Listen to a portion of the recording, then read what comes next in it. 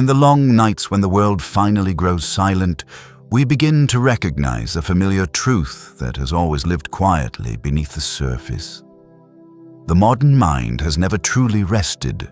The small worries, the memories that refuse to settle, the questions with no answer, all of them become soft whispers, endlessly looping through the mind. But tonight, you no longer need to resist them. Tonight, you only need to let go and allow me to guide you into a different kind of journey. One of stillness, of philosophy, and of a darkness gentle as breath. In this place, every story slows down, every thought grows lighter, and the deepest corners of the human psyche are told in a whispered voice, not to wake you, but to ease you into a state of tender awareness. Carl Jung once said, "Until you make the unconscious conscious, it will direct your life and you will call it fate." So now, close your eyes. Let this sound become a small bridge carrying you away from familiar chaos and into 3 hours of exploration, where dark psychology is no longer frightening, but becomes a mirror held softly before you, reflective, profound, and quietly healing. Deceptive framing. When truth bends quietly in the dark, there are nights when every sound slowly sinks into silence, and only then do we notice something strange. Truth does not always appear before us as itself. Sometimes it wears a different garment, softer, more comforting, or on the contrary, sharper and colder. Not because its essence has changed, but because someone has subtly turned the mirror. They do not need to erase the truth. They only need to make us see it from another angle, another frame. And when the angle changes, the feeling changes with it. Deceptive framing, the bending of perception, is not the destruction of reality. It is the art of shifting the frame around it, guiding us toward the conclusion they want us to believe. And it is precisely this subtlety that makes it dangerous enough to go unnoticed. In the world of manipulation, the most dangerous things are not always screams or threats.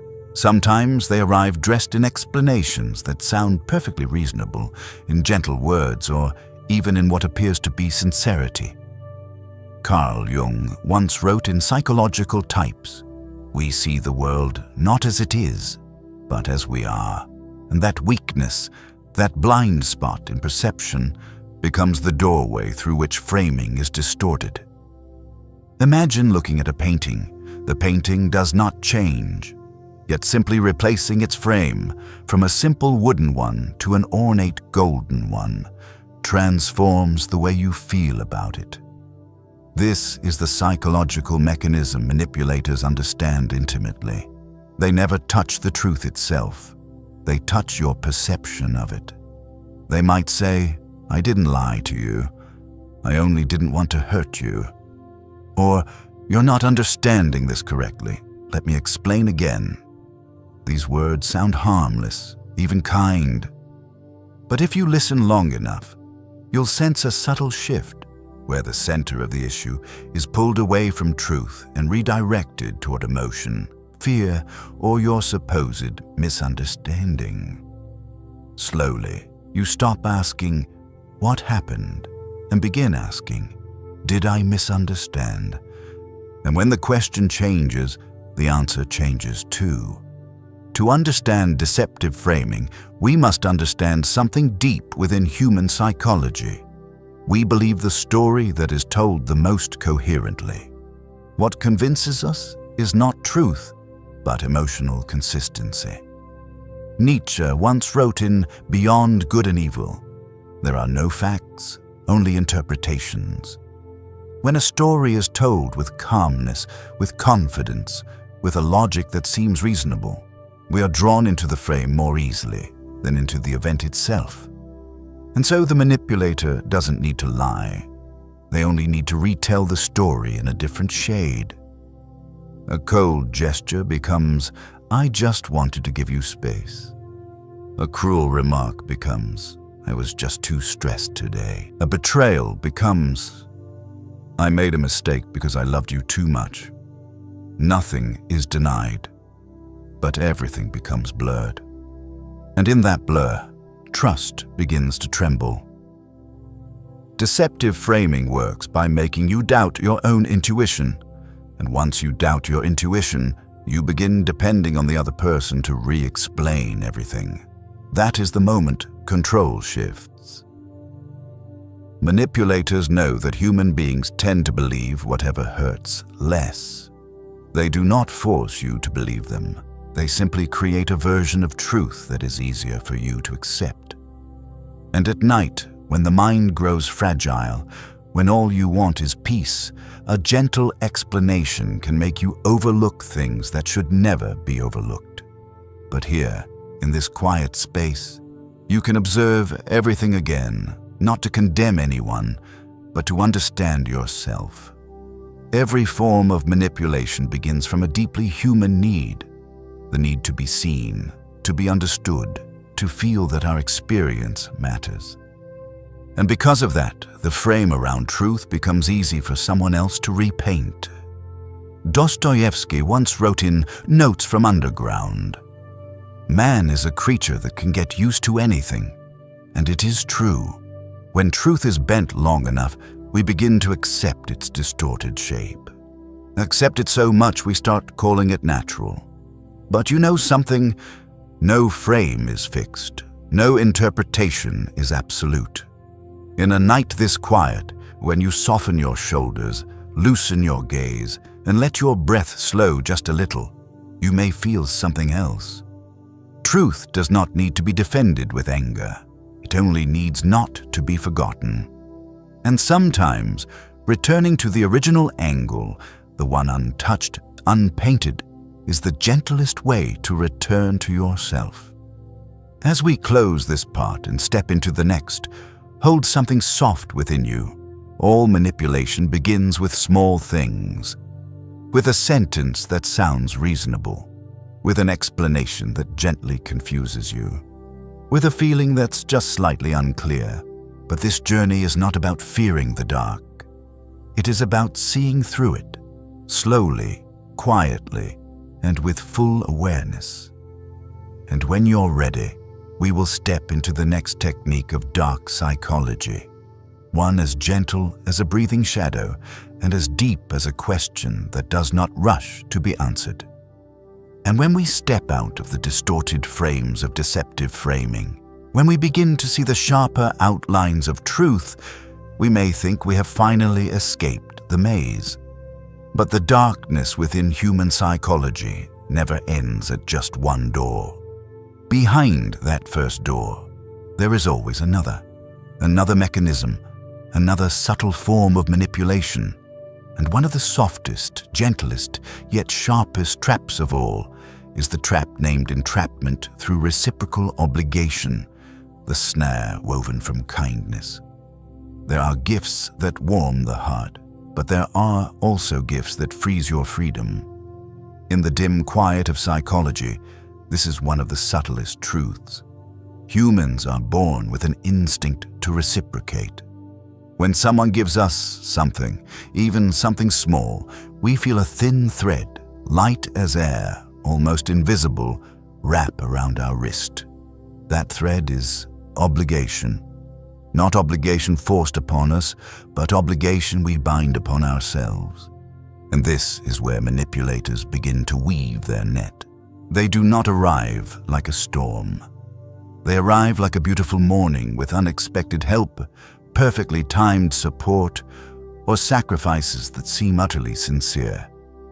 You feel gratitude. And truthfully, gratitude is a beautiful emotion. But notice this. Gratitude can turn into dependence, softly, quietly, and often without our awareness. Nietzsche once reflected on the nature of kindness in The Genealogy of Morality with the words, "Every great gift is a great burden. The greater the gift, the deeper the obligation you feel. The sense of 'I owe them' begins to grow, and before you realize it, Your freedom becomes something you willingly sacrifice just to keep the scales balanced. But the truth is, that scale will never be balanced. Never. This is how entrapment through reciprocal obligation works. It doesn't use whips. It uses flowers. It doesn't threaten. It arrives at the perfect moment, making you feel saved. It never demands anything. It makes you remind yourself that you owe them. The manipulator doesn't need to force you to repay. You do it yourself, willingly. That is what makes this trap so frightening. Picture a quiet night like this one. You sit alone and remember someone who once helped you in a significant way. Even if they never asked for anything, your heart still leans gently toward them. That instinct to repay is beautiful. It is the sign of a heart that feels. But when a manipulator sees that, they no longer touch the gift they gave you. They touch your sense of indebtedness. And that is the moment kindness becomes an invisible shackle. In many relationships, this trap begins with excessive thoughtfulness. Too soon, too perfectly timed. Not because they care, but because they are laying the foundation. A comforting hand on your shoulder. A compliment that moves you unexpectedly. Help you didn't even have time to request. A moment of stepping in to defend you. All beautiful, all purposeful. In Meditations, Marcus Aurelius once wrote, "What we give should be free, like a tree giving shade. True kindness asks for nothing, but here what is offered is not shade. It is a shadow. You think you are being protected, but in truth you are standing inside their circle of control." The most painful part of this trap is not that they ask you to repay them. The most painful part is this. Even when they say nothing, you feel guilty for not reciprocating. You begin to adjust yourself. Afraid to refuse. Afraid to express what you want. Afraid to walk away. Afraid to disappoint. Because your mind whispers, after everything they've done for me, how could I let them down? You believe that is kindness, but it is the echo of the trap. In the stillness of night, perhaps you are beginning to recognize something. This trap does not appear aggressive.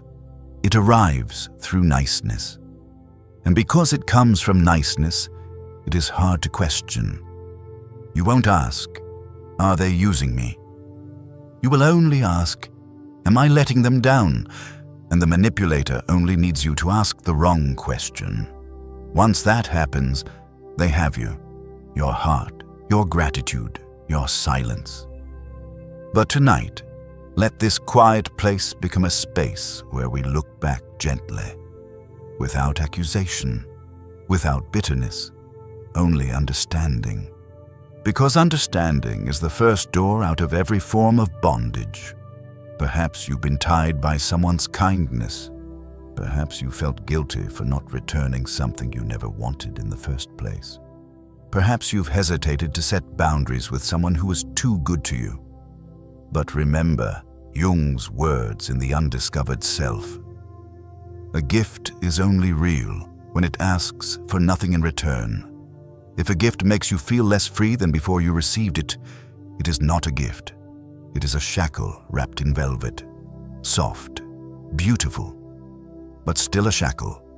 And now, as this part closes, let yourself breathe slowly.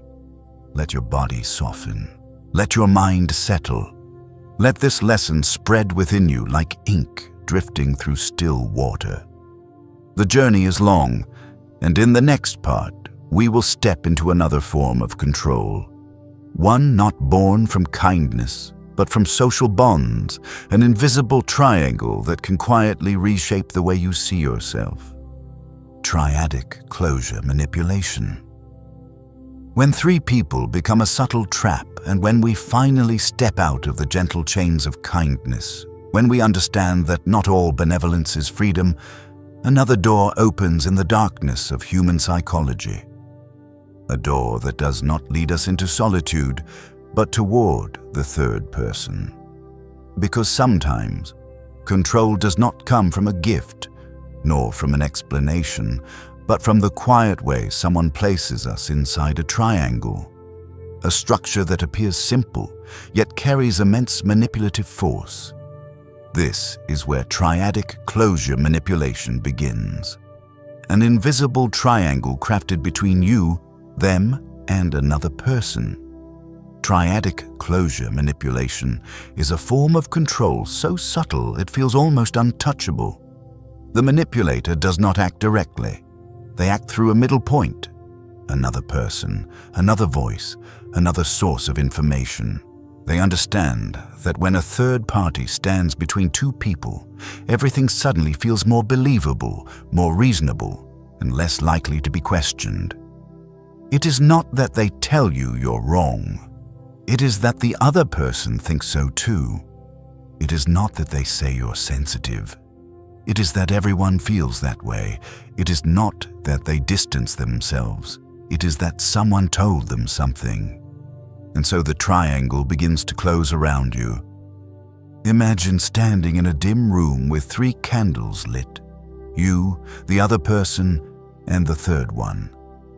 The light from each candle overlaps, creating layered shadows. The manipulator knows exactly how to tilt their candle, making your shadow appear larger, smaller, distorted, or more frightening in the eyes of the third person. You do not change, but your image does.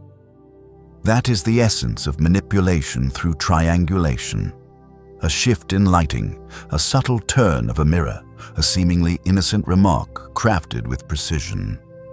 In The Human Condition, Hannah Arendt once wrote, "Storytelling reveals meaning without committing the error of defining it. And manipulators understand this more than anyone. They never tell the whole story.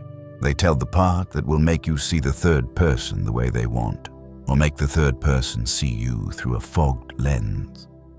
A sentence like, "I just want you to be careful, they're a bit sensitive," is enough for you to walk into your next interaction carrying an invisible shield. A whisper like, "Don't be sad if they misunderstand you. You know nobody out there truly gets you," is enough to make you drift slowly away from others, leaning into them more and more. Once the triangle is created, people no longer see each other. They see each other through a bent angle. Triadic closure. Manipulation is not always cruel. Sometimes it sounds like a confession. Sometimes it feels warm, like protection. Sometimes it resembles care, and that is precisely what makes it dangerous. Humans instinctively trust words that sound heartfelt, especially when delivered at the perfect moment, as if they were holding your emotions with tenderness. Dostoevsky wrote in The Brothers Karamazov, "The darker the night, the brighter the stars." But in distorted triangles, darkness is used not to reveal light, but to conceal truth. The third person, sometimes innocent, sometimes unaware, becomes a shard of glass reflecting things that are not yours, yet returning to wound you. Some manipulators build triangles to divide. Some build them to create alliances. Some build them to make you doubt your own intuition. You may hear them say, "It's not just me. Others also think you're hard to understand." Or, "My friend said you're too sensitive. I don't think so, but..." And suddenly you're tangled. Am I thinking wrong? Am I overreacting, or do they truly see me that way? And once again, the question shifts. It is no longer what is happening, but who is right. Triadic closure. Manipulation thrives when you start drifting away from yourself and anchoring your emotions to their narrative. When they become the only person who explains conflicts, the only one who connects you to others, when every piece of information you receive comes through a filter, you're no longer speaking to the third person. You're speaking to a version of them shaped by the manipulator. And sometimes the two are nothing alike, like looking at a star reflected on water. Still bright, but never real. Yet in this quiet night, we can see the truth more gently, not to accuse, but to understand. Triangles only exist when we do not look directly at their sides. The moment you start listening firsthand, observing firsthand, questioning for yourself, stepping away from one-sided stories, the triangle dissolves on its own. Because the power of the triangle does not lie in the presence of three people, but in two things: one person holding the central position, and another believing they cannot know the truth without going through them.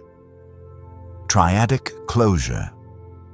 Manipulation teaches a very soft lesson. Every healthy relationship follows a straight line, clear, direct, tender.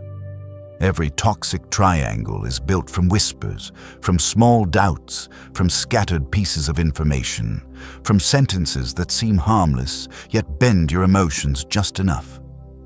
And you know, as you sit here in the windless night, there is something important worth remembering. You do not need a third person to understand yourself.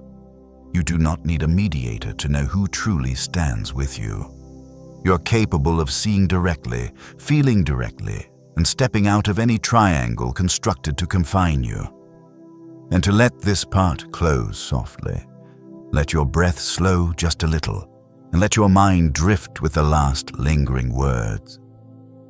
In the darkness of psychology, many traps are built from silence, but silence is also the place where you can unravel them.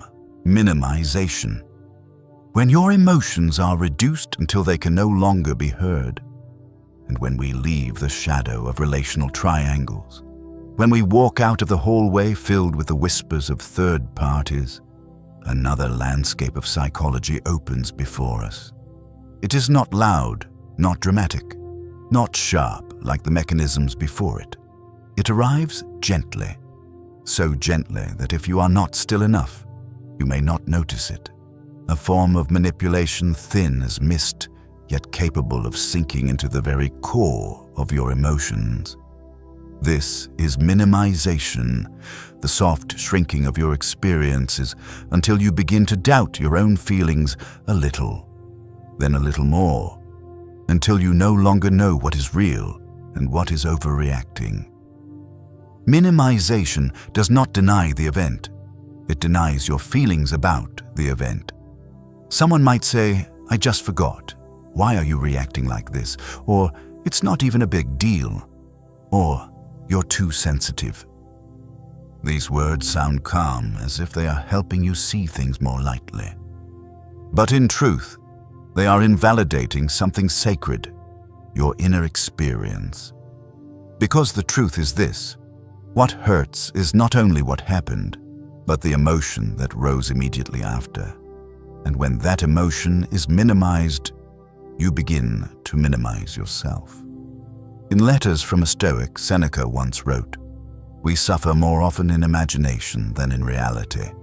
Many use this line to remind us of serenity. But in the hands of a manipulator, the idea is twisted into an implication that you are the one making things heavy. They plant a seed of doubt in you. What if I really am overreacting? What if my heart is creating wounds that aren't there? What if this pain is my imagination? The moment that question appears, your strength begins to crack, and they know it. Minimization is most dangerous not when it is spoken loudly, but when it is spoken softly, very softly, like a kind reminder, like a suggestion offered to help you grow, like a sigh implying you always make things too dramatic. But within that sigh, within that tone, within that coldness, you hear something invisible. Your feelings do not matter, and if they do not matter, they do not deserve to be expressed. Let us look at this gently, slowly. No one hits you. No one shouts. No one denies the event. They simply deny the intensity of how you felt it, as if they place a finger lightly upon the lips of your emotions and whisper, "Hush, this is nothing," and you believe it, or at least you want to believe it, because believing it feels easier, softer, less confrontational. But the price of that softness is the shrinking of your inner world. In Thus Spoke Zarathustra, Nietzsche wrote, "And those who were seen dancing were thought to be insane by those who could not hear the music. Emotions are a kind of music only you can hear. But when someone repeatedly tells you the melody is too loud, too strange, or unnecessary, you begin to doubt your own ears. And then, with time, you stop dancing, you stop reacting, you stop listening to your inner voice. Not because you no longer feel, but because you believe your feelings are not allowed to exist at their true size. Minimization is the way a manipulator makes you cut pieces off yourself. You reduce your sensitivity. You shrink your sadness. You suppress your anger. You silence your needs until one day you forget how deeply you once felt or how deeply you once hurt. Pain does not vanish. It only gets compressed, like a stream pressed beneath layers of stone, hidden but always seeping through. You no longer say you're sad. You say, maybe I'm overreacting. You no longer say you're hurt. You say, maybe I'm just sensitive. You no longer say you need to be heard. You say, it's okay. And that is when minimization has finished its work. But tonight, as you sit here in this quiet, you can listen to your inner voice again, the way one listens to an old song covered in dust. You do not need to judge it. You only need to touch it softly, to know that it is still there, and that you are never too much. You are simply feeling as a human does. In Man's Search for Meaning, Viktor Frankl wrote, "An abnormal reaction to an abnormal situation is normal behavior. No emotion is unnecessary. No reaction is unreasonable when it rises from real hurt. The only unreasonable thing is when someone convinces you that your feelings are smaller than they truly are." And now, as this part comes to a gentle close, let your mind drift a little, like a leaf settling onto the surface of still water, unhurried, untroubled, a soft pause in a long journey. Because in the next part, we will step into a subtler mechanism, where promises about the future become a thin veil hiding the present. A technique known as future faking. And when we step out of the landscape of minimization, where emotions are shrunk into silence, where we are convinced that our wounds are insignificant, our journey leads us to another curtain within the darkness of psychology. A place where manipulation does not come from the present, nor from the past, but from the future. A future that has never happened. A future that will never happen, yet beautiful enough to keep us waiting, staying just a little longer, and then a little more, until we forget where we truly stand. This is the world of future faking. Future faking is one of the softest, sweetest, yet most destructive mechanisms. The manipulator does not control you through threats. They control you through hope. Not through fear, but through promises more beautiful than reality. They give you a dream to hold on to, and that dream becomes the chain that binds you. And you know, hope is a difficult thing to let go of. These false promises usually begin with gentle phrases. When things get better, I will, someday we will. Just wait for me a little longer. But notice this, that happy day is always ahead, always a few months, a few seasons, a few chances away, always distant enough that you cannot reach it, but close enough that you don't dare to walk away. Nietzsche once wrote in Human, all too human, "Hope is the worst of evils, for it prolongs the torment of man. Hope, in the hands of the kind, is light. But in the hands of a manipulator, it becomes an endless waiting room. Future faking has a particular power. It makes you live inside a version of the future they create for you, instead of living in the present you actually have. You begin to cling to their words as if they were commitments. You imagine a better, softer, safer life. You make plans based on promises that never took shape. And little by little, your present shrinks. You stop questioning. You stop demanding. You stop looking at reality. You look only toward the future, a future for which only they hold the key.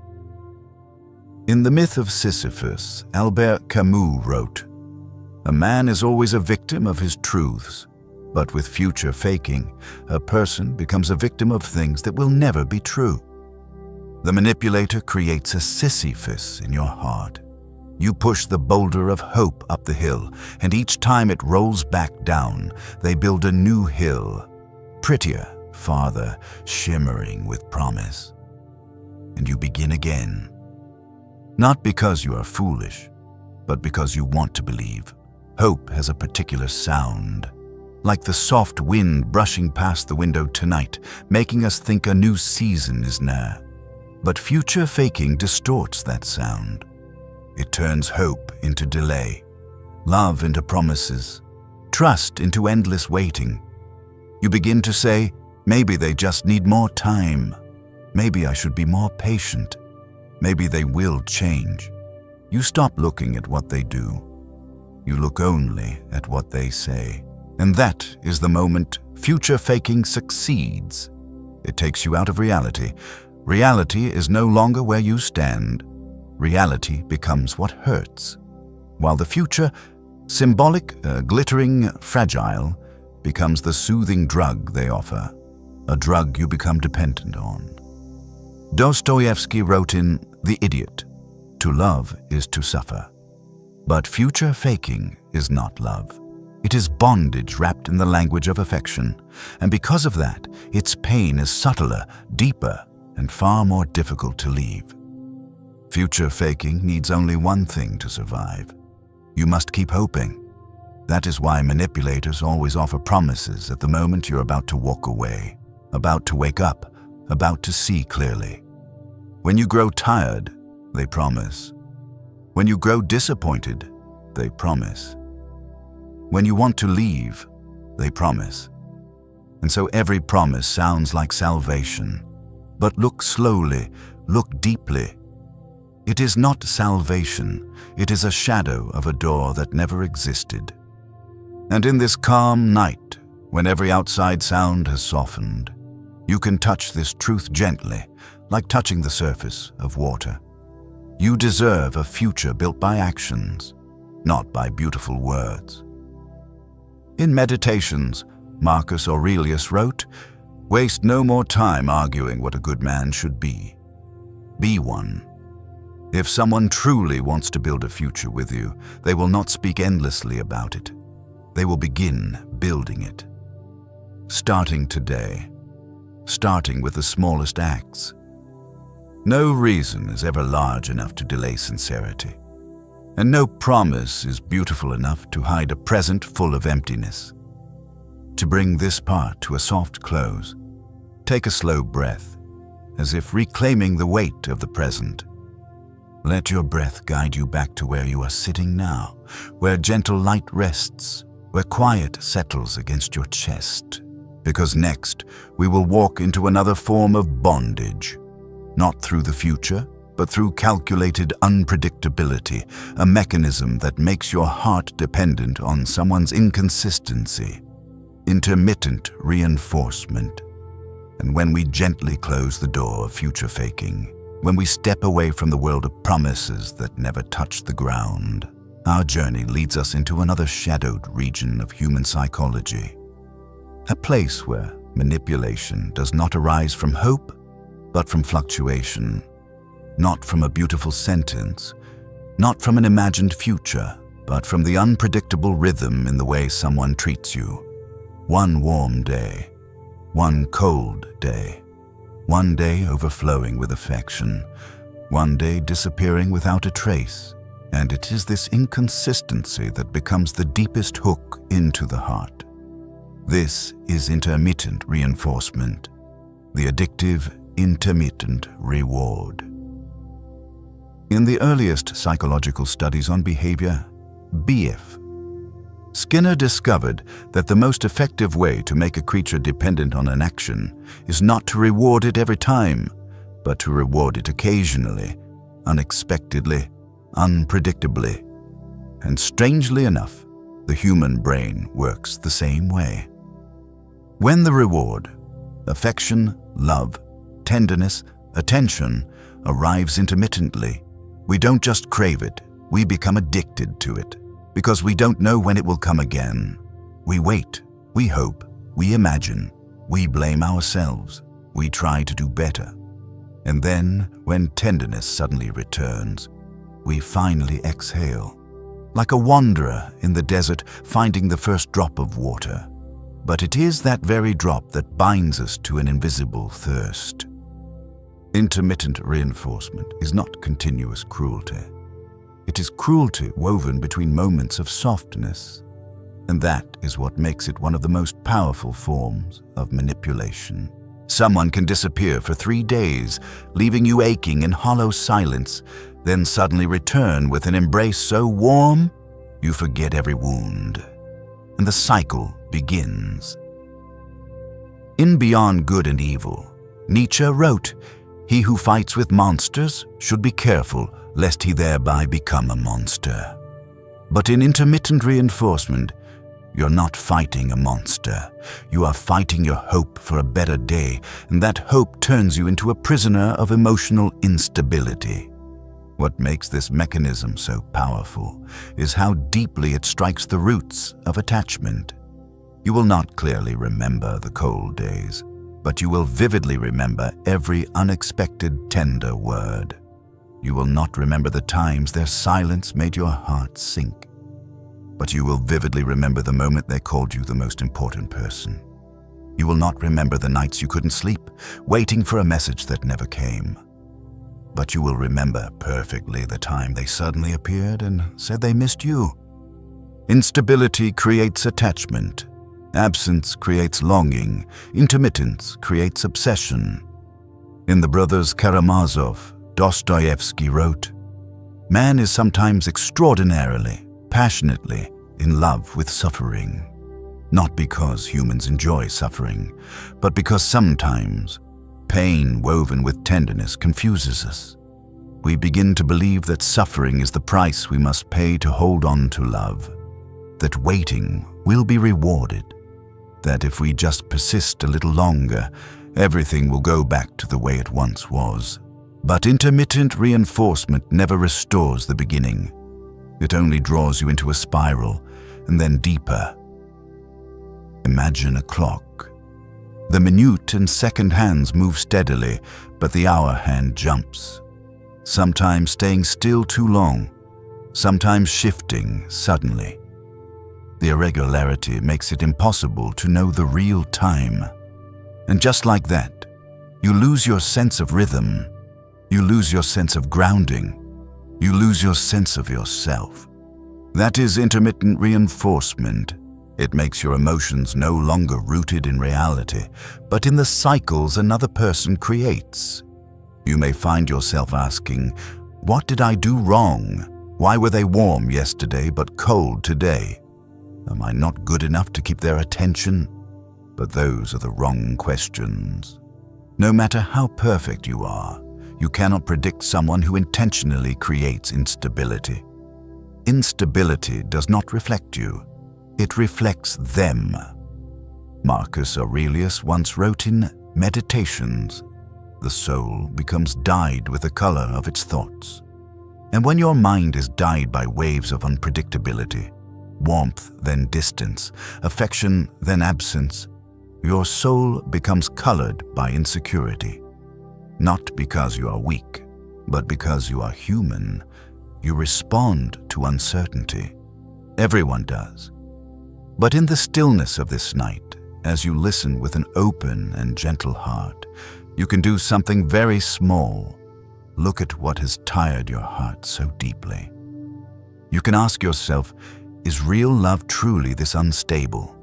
Or have I simply become used to calling instability love? Love is not a guessing game, not a coin toss, not a game of wondering who reaches out first. Real love has rhythm, a soft, steady, warm rhythm, like your breath right now. And as this part closes gently, let the words dissolve into the air around you like the final glow of a small candle. Because in the next part, we will step into another realm of control, not through instability, but through invisible rules, unspoken expectations that you were never told, yet are always judged for when you unknowingly break them. And when we step out of the erratic waves of intermittent reinforcement, when the heart is still trembling softly from alternating warmth and cold, the journey leads us into yet another realm of manipulation, a place without rewards, without promises, without deliberate instability, only silence. A particular kind of silence, a silence that contains things you were expected to know, but were never told. This is the world of phantom norms, the invisible rules you are never allowed to touch. In phantom norms, the manipulator does not need to create rules. They only need to pretend the rules have always existed, and that you alone fail to know them. A gentle scolding, "You shouldn't have done that." A disappointed frown, "I thought you already understood." An insinuating question, "You really didn't know this." Each of these phrases is like a thin blade, not wounding immediately, but slicing your confidence little by little, until you begin to believe, "I'm wrong. I am inadequate. I am careless." But what you don't know is this: there were never any rules at all. Only expectations erected at the exact moment you were most unprepared. In The Stranger, Albert Camus wrote, "The absurd is born of this confrontation between the human need and the unreasonable silence of the world." Phantom norms function the same way.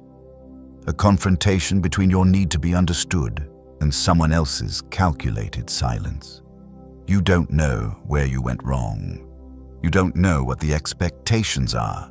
You don't know when the rules began. You only know that you are supposed to know.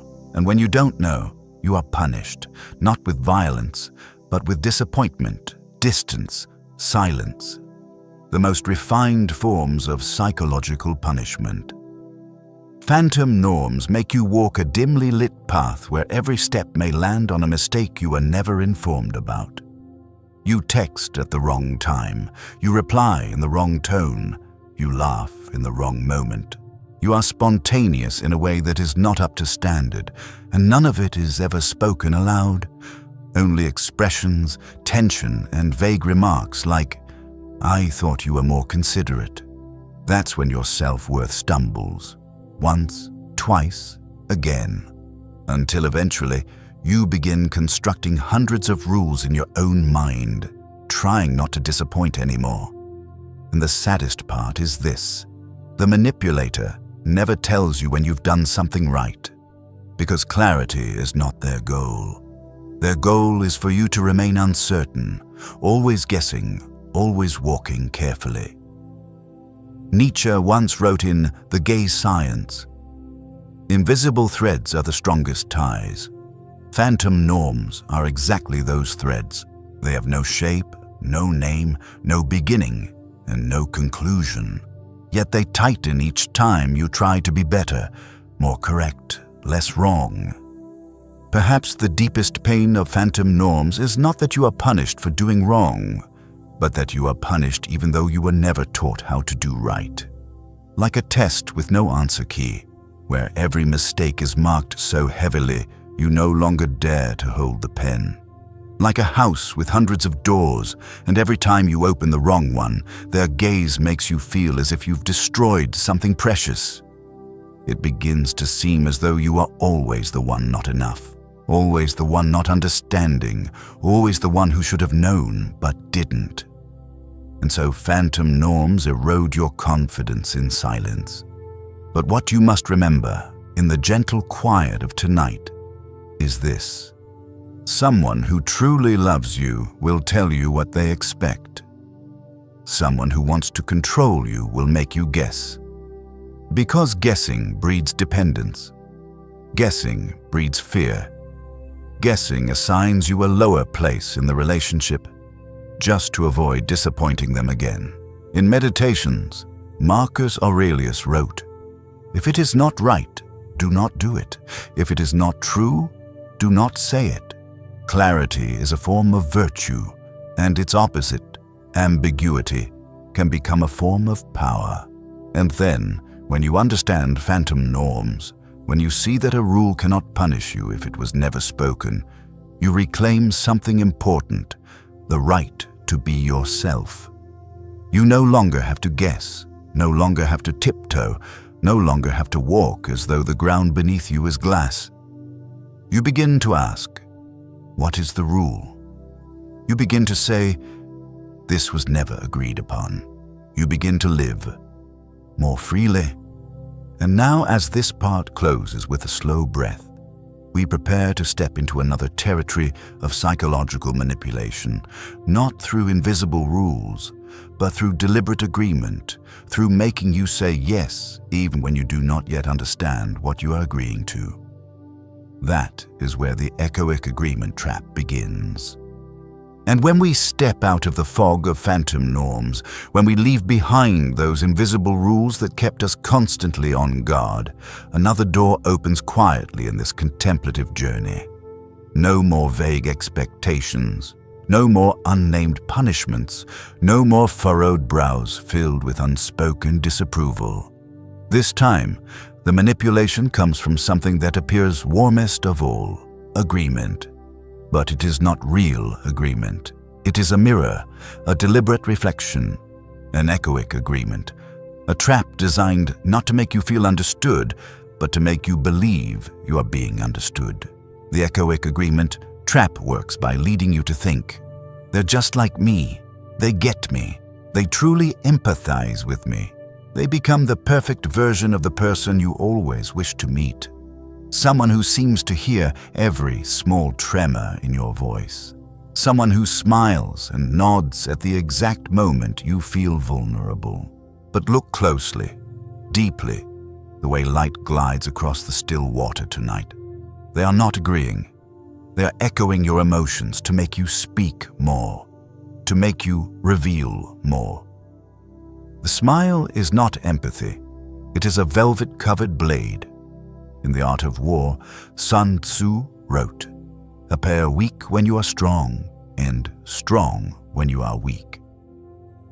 In psychological manipulation, echoic agreement is the appearance of softness, a mask that makes you feel safe enough to open the door of your heart.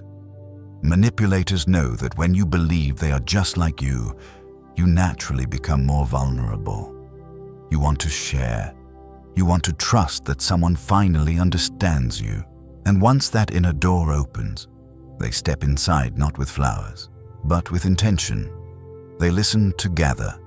They agree to record. They nod so you continue speaking. Not to bond, but to collect information they can later use. The echoic agreement trap often starts with simple phrases. I understand. You're right. I felt exactly the same. Then come the refined repetitions. You feel unappreciated, don't you? I know. You're afraid of being abandoned again. You just need someone who won't leave, right? Each repetition is like a comb gliding deep through your memories, pulling up things you have never spoken out loud.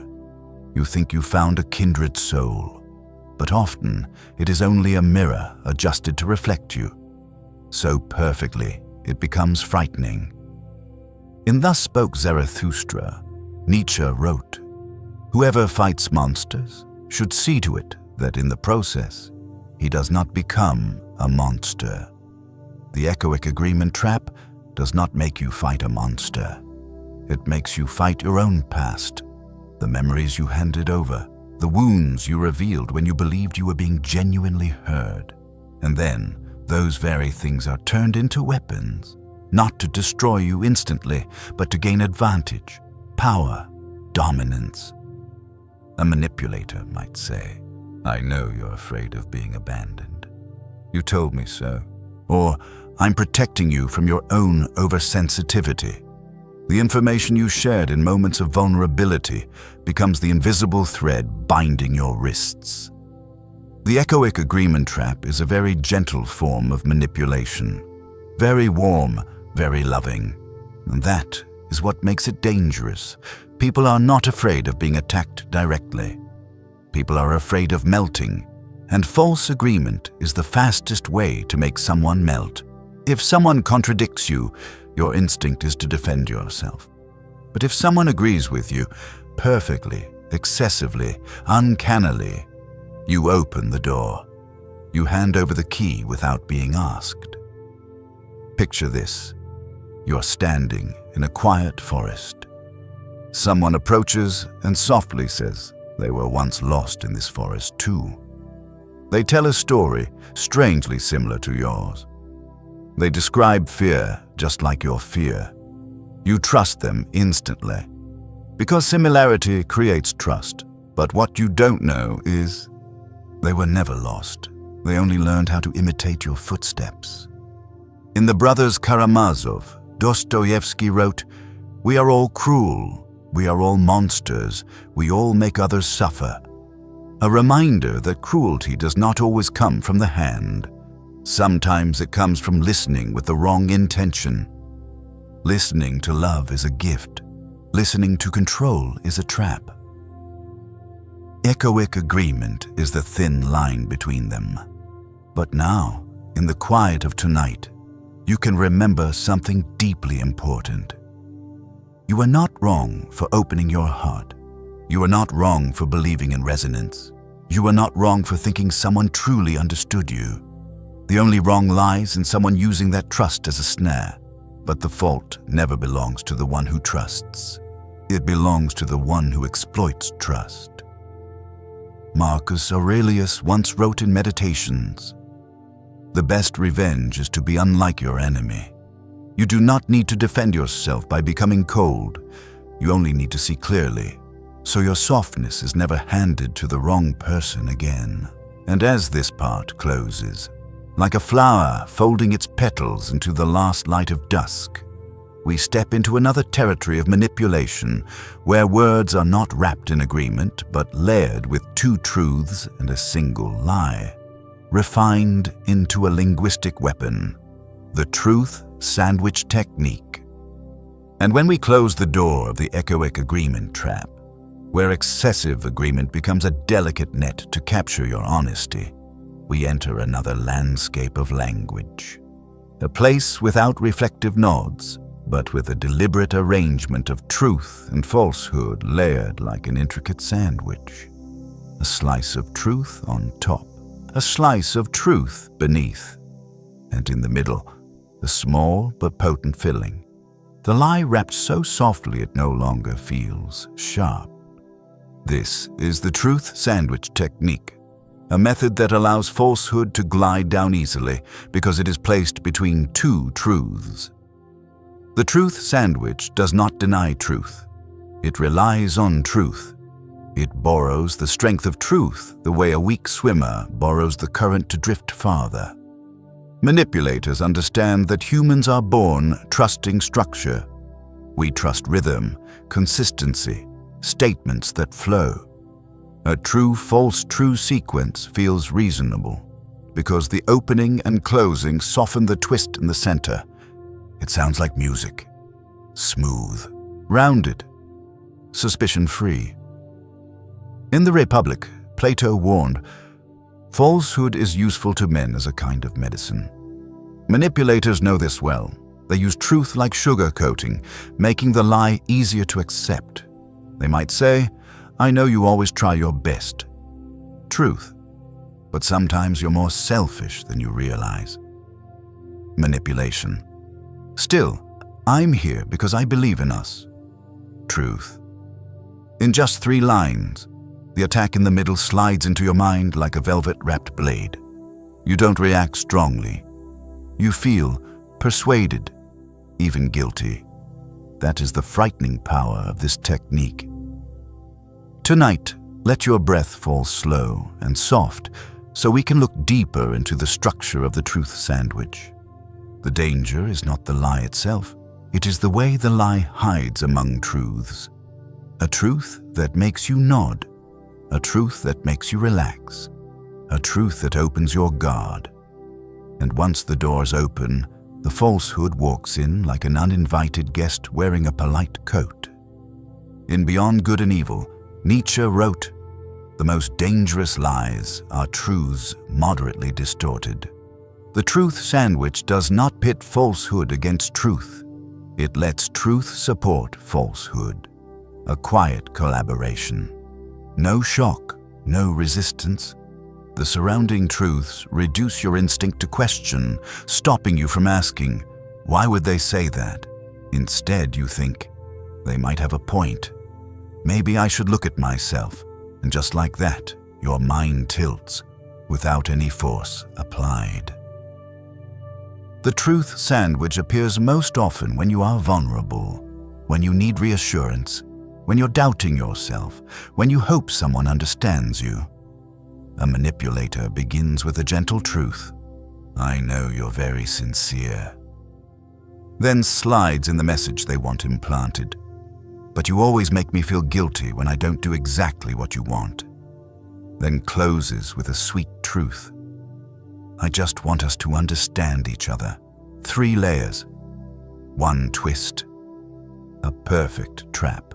Because at that moment, you can no longer tell what you should resist and what you should accept. The subtlety of the truth sandwich lies in this. It doesn't make you feel attacked. It makes you feel responsible. You don't feel anger. You feel guilt. You don't feel accused. You feel you should adjust yourself. This is manipulation at its deepest, when they don't need to make you fear them, only to make you doubt yourself. In The Brothers Karamazov, Dostoevsky wrote, "Lying to ourselves is more deeply ingrained than lying to others." The truth sandwich exploits this weakness. It plants inside you something half true and half false, but you complete the rest on your own. You convince yourself it makes sense. You fill in the gaps. You turn the lie into your new truth. That is why this technique works so easily. It never forces you to believe. It simply lets you finish the construction. And now, in the quiet of this night, with your mind still like a calm surface of water, you can touch this realization gently. Not everything placed between 2 truths is itself true. Sometimes the most important thing is the part in the middle. Truth wrapped around a lie does not make the lie true. It only makes the lie easier to swallow. Let this part close softly, like the last breath slipping through your chest at the end of a long day. And as you relax your shoulders, soften your eyes and let your thoughts settle, we step into another form of manipulation, not one hidden between truths, but one hidden in the shift from fear to relief. A sudden emotional turn that binds your heart to another more tightly than anything else. This is the fear then relief technique. And as we gently close the door of the truth sandwich technique, where falsehood is softened between 2 layers of truth, tonight's journey leads us deeper into another terrain of the psyche. A place no longer built on words, nor on the structure of language, but on the rhythm of emotions. A rhythm crafted deliberately, pushing you into a storm, then pulling you back into just enough calm to make you believe you've been saved. This is the fear then relief technique, a cycle of emotional turbulence that creates dependence not through love, but through the need to reclaim the safety the manipulator themselves took away. Fear then relief begins with a small shock, a sentence that jolts your heartbeat, a vague implication that tightens your chest, a sudden shift in attitude that makes you stumble inside your own relationship. Manipulators understand that humans do not fear darkness as much as they fear the unexpected arrival of darkness. A cold message, a sudden silence, a disappointed expression without explanation. a half-spoken sentence hinting at something terrible. All of it passes through the room like a fleeting shadow, making your heart clench with instinctive dread. And then, precisely when fear reaches its peak, they return with gentleness, as if nothing happened. And it is that gentleness, not the fear, that becomes the real trap. In the Ethics, Spinoza wrote, "Fear cannot be without hope, nor hope without fear." This is why the fear then relief technique works so powerfully. Fear and relief are twins. The more frightened you are, the more precious their tenderness feels. The more panic you feel, the more the calm afterward feels like grace. The darker the room, the more the small lamp seems like salvation. The manipulator does not need to bring real light. They only need to dim the room of your mind, then switch on a small bedside lamp exactly when you are trembling. Fear. Then relief is an abrupt emotional shift, from intense tension to sudden safety. And the human brain becomes addicted to that transition, because in the moment you are reassured, your system releases a flood of dopamine. It feels like taking your first full breath after breaking the surface of water, like finding shore when you thought you were drowning. And here is the strange truth. The person who pushed you underwater becomes the same person pulling you to shore. And in that moment of exhaustion, you feel grateful to the one who almost let you drown. Fear, then relief often shows up in phrases like, "I'm really disappointed in you." Then, after hours of silence, "Okay, I'm not upset anymore. I understand." Or, "We need to talk. Seriously." Then after a long, unbearable pause, "It's fine, I just care about you." Or a silence that leaves your heart tripping, followed by a sudden tenderness that makes you cry with relief. Fear arrives first. Salvation comes second. And your heart begins to confuse both with love. In Notes from Underground, Dostoevsky wrote, "Man only likes to count his troubles. He doesn't calculate his happiness." Fear, then relief relies on this flaw. You remember the fear, you remember the relief, but you forget the most important part. Who created the fear? If they hadn't brought the storm, you would never have needed their light. But in the moment of emotional collapse, in the breath that feels like rescue, reason disappears. Only the trembling heart remains, clinging to the one who brought you peace.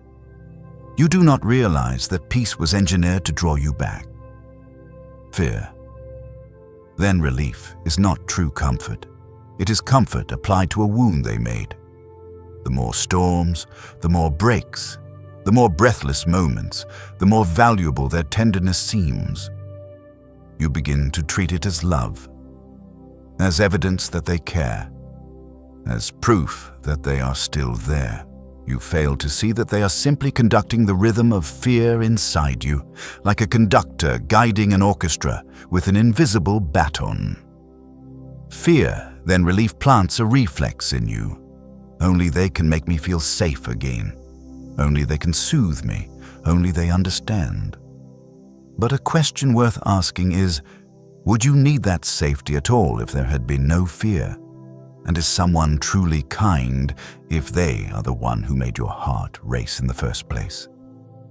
In Meditations, Marcus Aurelius wrote, "The nearer a man comes to a calm mind, the closer he is to strength." True strength does not come from someone who soothes you after a storm. True strength comes from someone who never creates the storm at all.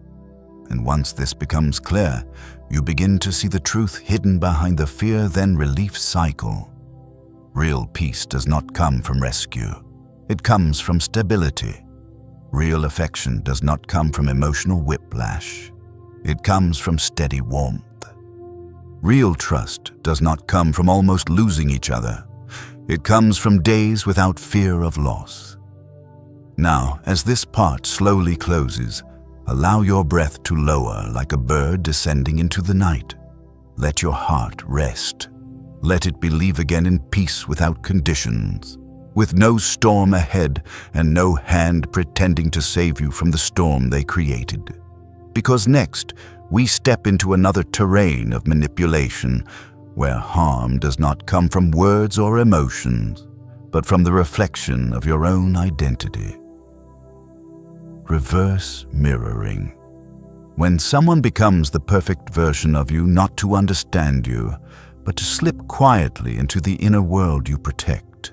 And when we close the swirling emotional chamber of the fear-then-relief cycle, where fear and relief are arranged like two sides of the same hand, the journey leads us into another kind of darkness. Not the darkness of threat, nor the darkness of silence, but the darkness of perfect similarity. A type of manipulation that doesn't make you shrink, but makes you open. Not one that frightens you, but one that makes you believe you've finally found someone who understands you completely.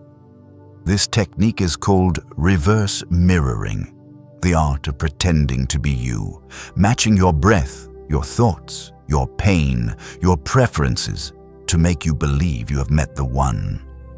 Reverse mirroring does not begin with them learning who you are. It begins with them reflecting you. If you like quiet, they like quiet. If you enjoy philosophy, they also read Nietzsche, Camus, Dostoevsky, or at least they say they have. If you love the sea, they tell you the ocean is where they find themselves. If you fear abandonment, they say they've endured the exact same wound. If you stay up late, they miraculously become a natural night owl. Not because they truly are, but because they want to resemble you in your eyes. They do not love these things. They love the feeling of watching you open. Reverse mirroring operates on a deep psychological truth. We love what makes us feel safe within ourselves. When someone resembles us, we feel close, we feel familiar, we feel connected. In Nicomachean Ethics, Aristotle wrote, "The friend is another self." Manipulators know this, and they borrow the concept of another self to become your perfect version, not to love you, but to steal the map to your inner world. You open your heart. They walk in. You offer trust. They collect information. You believe they understand you. They use that understanding to gain power. Reverse mirroring is the opposite of truly knowing each other. Genuine understanding requires time, shared experience, and organic resonance. Reverse mirroring does not. It is fast, unnaturally fast. So fast your heart has no time to doubt. They do not respond to you. They mimic you. They do not share truth. They reply with a curated version of themselves shaped around you, like standing before a mirror that smiles, sighs, or sheds a tear exactly when you need someone to feel what you feel. In Thus Spoke Zarathustra, Nietzsche warned, "One loves ultimately one's desires, not the thing desired." Reverse mirroring makes you believe that you love them, but in truth, you are loving the reflection of yourself that they project. You love the way they understand you. You love the way they align with you. You love the familiarity they offer. But that familiarity is not their soul. It is your own image, recreated to win your trust. Reverse mirroring makes you feel seen. But what they see is not your true self. It is the vulnerabilities you reveal unconsciously. You want honesty. They become the most honest person alive. You want stability. They become endlessly steady. You want depth. They drop philosophical quotes at the perfect moment. And then, when you hand your heart over, they begin to change. Not because they betray you, but because they were never the person you imagined. That person was a mask, the most beautiful, warm, and dangerous kind. In The Brothers Karamazov, Dostoevsky wrote, "Nothing is easier than denouncing the evildoer. Nothing is more difficult than understanding him." Reverse mirroring does not help you understand them. It helps you misunderstand them. They stand behind a fogged glass, reflecting your every movement so you believe you are witnessing their soul. But in truth, you're seeing your own shadow cast back at you. What makes reverse mirroring terrifying is the speed at which it manufactures closeness. You feel you've discovered a rare connection. You feel this is the only person who reaches the deepest chambers of your heart. You feel you've met your soulmate. But soulmates do not appear in weeks. Soulmates do not mirror you perfectly. Soulmates are not copies of you. A soulmate is an independent soul, and that independence is what creates harmony. Reverse mirroring does the opposite. It erases independence to create the illusion of harmony. When you recognize reverse mirroring, a deep ache often follows, a sense of losing someone special. But in truth, you're only losing the illusion of yourself they projected back to you. And that is the deepest pain. You're not grieving them, you're grieving the version of yourself you thought they saw. In Meditations, Marcus Aurelius wrote, "The soul becomes dyed with the color of its thoughts." Reverse mirroring dyes your soul with your own colors and makes you believe those colors belong to someone else. But when the mask fades, all that remains is emptiness. And now, in the quiet of this night, as your breath softens and your heart grows still, you may realize something gentle. You do not need someone who resembles you to be loved. You need someone real, someone with their own inner world, someone who does not use your image to slip into your heart. Because real love is not a mirror. Real love is a meeting. And as this part closes, like a wooden door softly shutting in the night breeze, our journey moves toward another form of manipulation.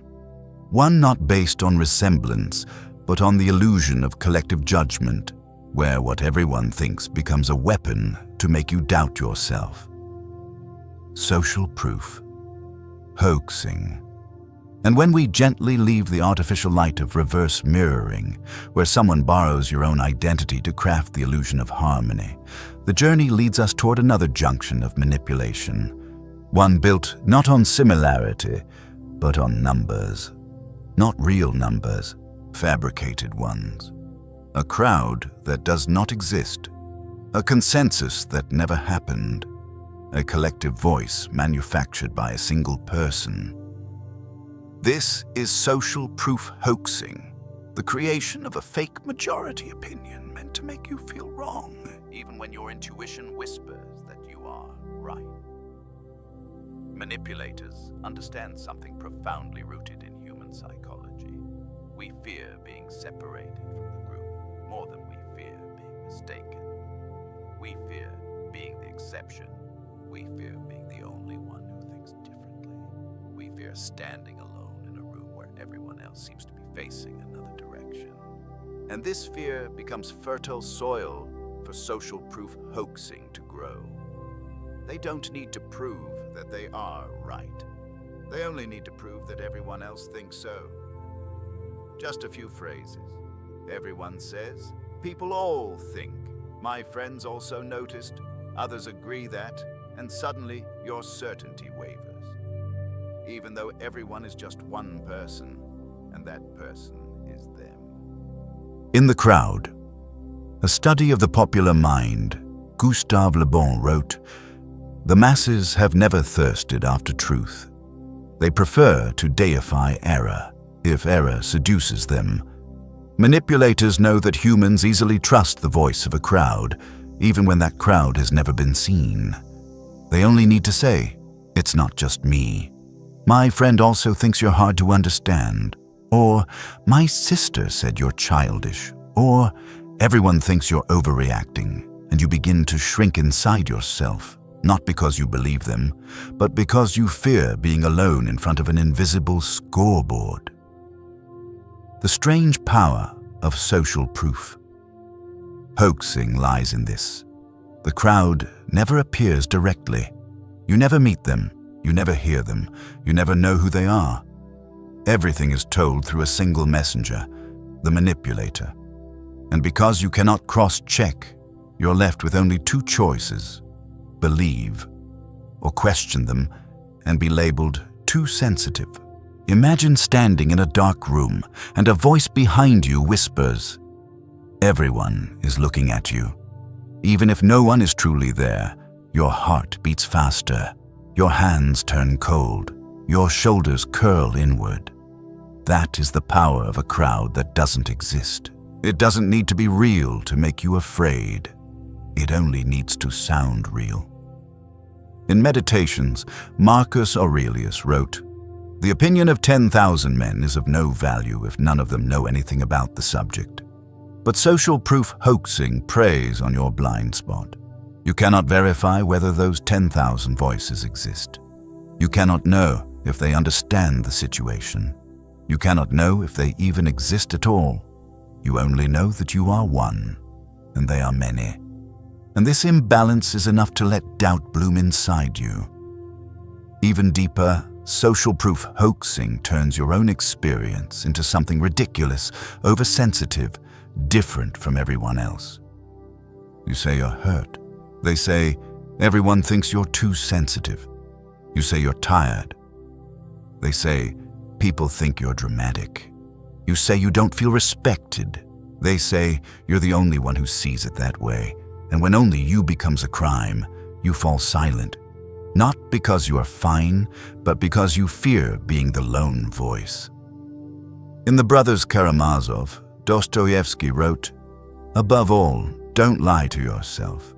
But social proof hoaxing pushes you toward exactly that, lying to yourself, telling yourself you're wrong, doubting your instincts, shrinking your emotions to fit into the shadow crowd they created. Because the most dangerous lie is not the one told by others, but the one you tell yourself after being convinced of something untrue. Social proof hoaxing attacks not just perception, it attacks identity. You stop asking, "Am I right?" You begin asking, "Why am I the only one who feels this way?" And that question, seemingly harmless, opens the door for the manipulator to step deeper, making you dependent on the truth they provide. You lose your inner voice to blend into an outer voice, even though that outer voice is nothing more than their illusion. But in tonight's quiet, as your mind opens like a still, moonlit lake, you can touch a gentle truth. Truth is not measured by the size of the crowd. Truth is measured by the clarity of your heart. A heart steady enough will hear itself even among 1,000 winds.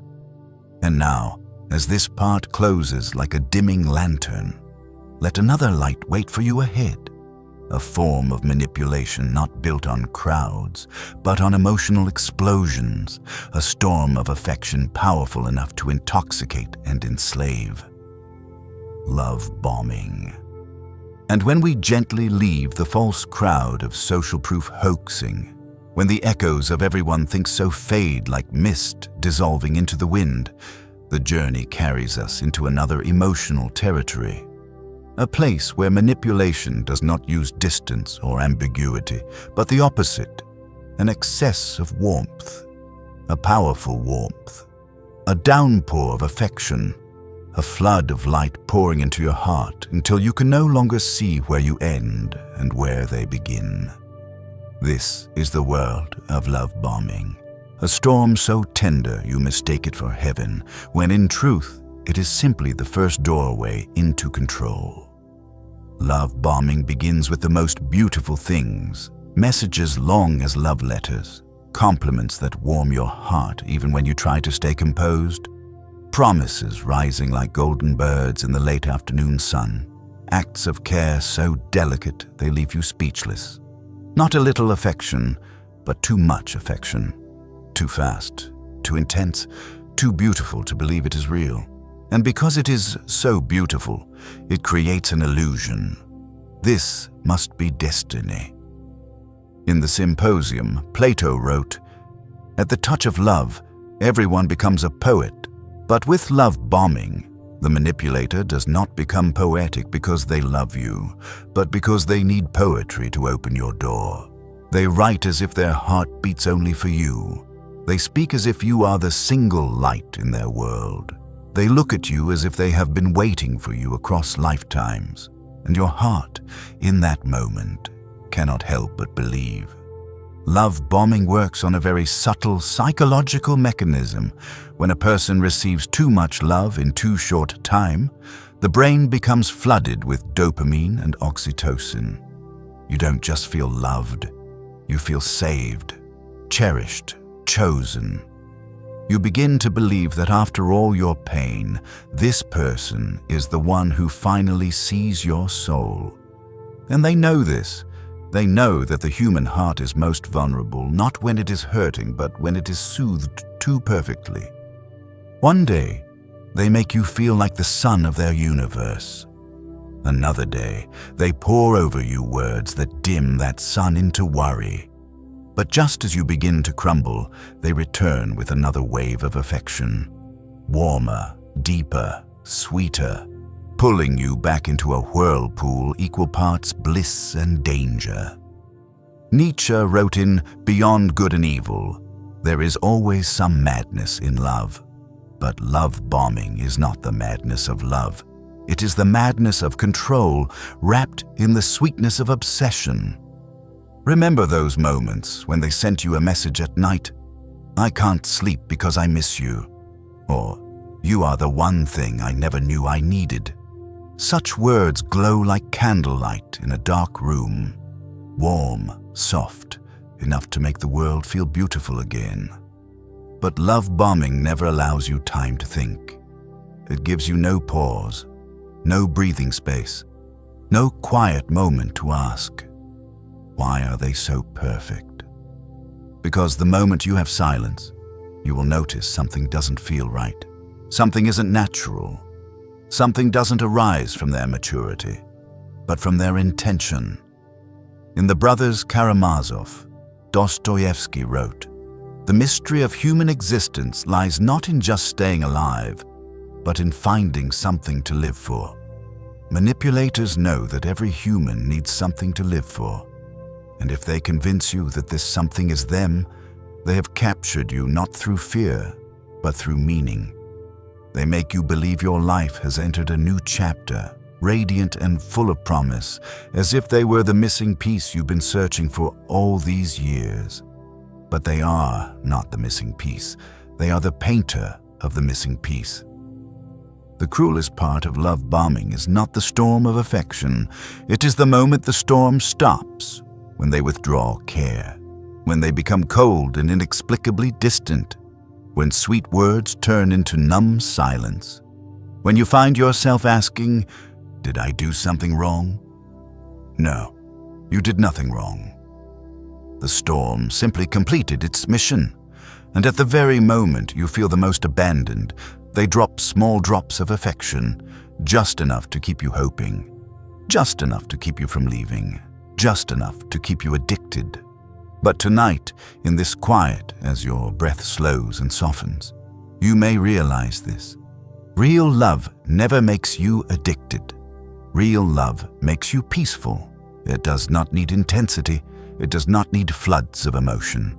It does not need poetic declarations. True love is a still lake, not a wave that rises only to collapse moments later. And now, as this part closes like a small candle quietly extinguished in the gentle dark, we continue our journey into another form of control. One not built on overwhelming affection, but on deliberate absence of information. Information withholding. Where they do not lie, they simply do not tell, and the silence alone is enough to guide your heart where they want it to go. And when we step out of the sweet storm of love bombing, when we leave behind the floods of affection so intense they blur the edges of reason, the journey leads us into another shadowed region of the psyche. A place without noise, without radiance, without honeyed whispers, only silence. A kind of silence not meant to heal, but to hide. not to keep peace, but to keep power. This is the world of information withholding, the technique of manipulation that does not lie. It simply does not speak. Information. Withholding is not deception in the traditional sense. It is not the twisting of truth. It is not the painting of stories. It is the space between stories, the parts intentionally left out. The pieces they know would change how you feel, yet they remain quiet, letting you fill the gaps with your own worry and imagination. And cruelly, human imagination can hurt far more than any truth. In The Art of Worldly Wisdom, Baltasar Gracian wrote, "What is not said is often more powerful than what is." Manipulators understand this deeply. They know truth doesn't need to be distorted. It only needs to be incomplete for the whole picture to tilt. They do not say that they were wrong. They simply omit it. They do not say who they were with. They merely skip over the detail. They do not say they changed their mind. They merely let you guess, and in that guessing, your confidence begins to erode. Information withholding creates a unique kind of instability. You never have enough information to feel safe, but you never have enough evidence to confront. You're trapped between two shores, unable to trust, but unable to accuse. The ambiguity forces your mind into constant motion. You think about the things they didn't say. You try to piece together fragments. You fill the empty spaces with worst-case scenarios, and in doing so, they control you without lifting a finger. Information. Withholding uses silence as a weapon, not the gentle silence of meditation, not the peaceful silence between two souls who understand each other, not the quiet of restful evenings. This is the silence that makes you ask, why don't I know? Why didn't they tell me? What am I not allowed to hear? Questions with no answers, and the absence of answers is the trap. They may say, I just forgot to mention it. It wasn't important. You're asking too much. I thought you already knew. These phrases sound harmless, but they carry a hidden message. It's your fault you don't know. And slowly, you believe it. You think you're overreacting. You think you're demanding. You think you're too much. But the truth is this. You're not asking for too much. You're asking for the bare minimum, clarity. In Confessions, Augustine wrote, "The truth is like a lion. You don't have to defend it. Let it loose. It will defend itself. Someone who loves you will not fear truth. They will not fear transparency. They will not fear honesty. But a manipulator knows that a full truth would cost them power. So they give you 70% or 50% or sometimes only 20%. Just enough for you not to react, but never enough for you to understand. You feel uneasy not because of the truth, but because you do not have enough truth. Information. Withholding creates a special kind of dependency. You're always waiting for them to fill the gaps, waiting for explanation, waiting for clarity, waiting for the whole story. But they never give it, because giving it means losing control. And so their silence becomes the force that keeps you orbiting around them like a planet around a sun. Not because you want to, but because you have no other gravitational field to rely on. In Thus Spoke Zarathustra, Nietzsche said, "Silence is worse. All truths that are kept silent become poisonous. Hidden truth does not disappear. It becomes toxic. It seeps slowly into your mind until you begin doubting your intuition. You sense something is wrong, but they say you're overreacting. You ask a question, they answer half. You try to understand, they watch you struggle, and you struggle until exhaustion. That is the goal. Now place a hand gently on your chest. Feel your breath slowing, because there is a quiet truth you need to remember. Someone who loves you will not punish you with missing pieces. Someone who loves you will not use ambiguity to discipline you. Someone who loves you will not make you anxious just to keep you close. Real love is clarity.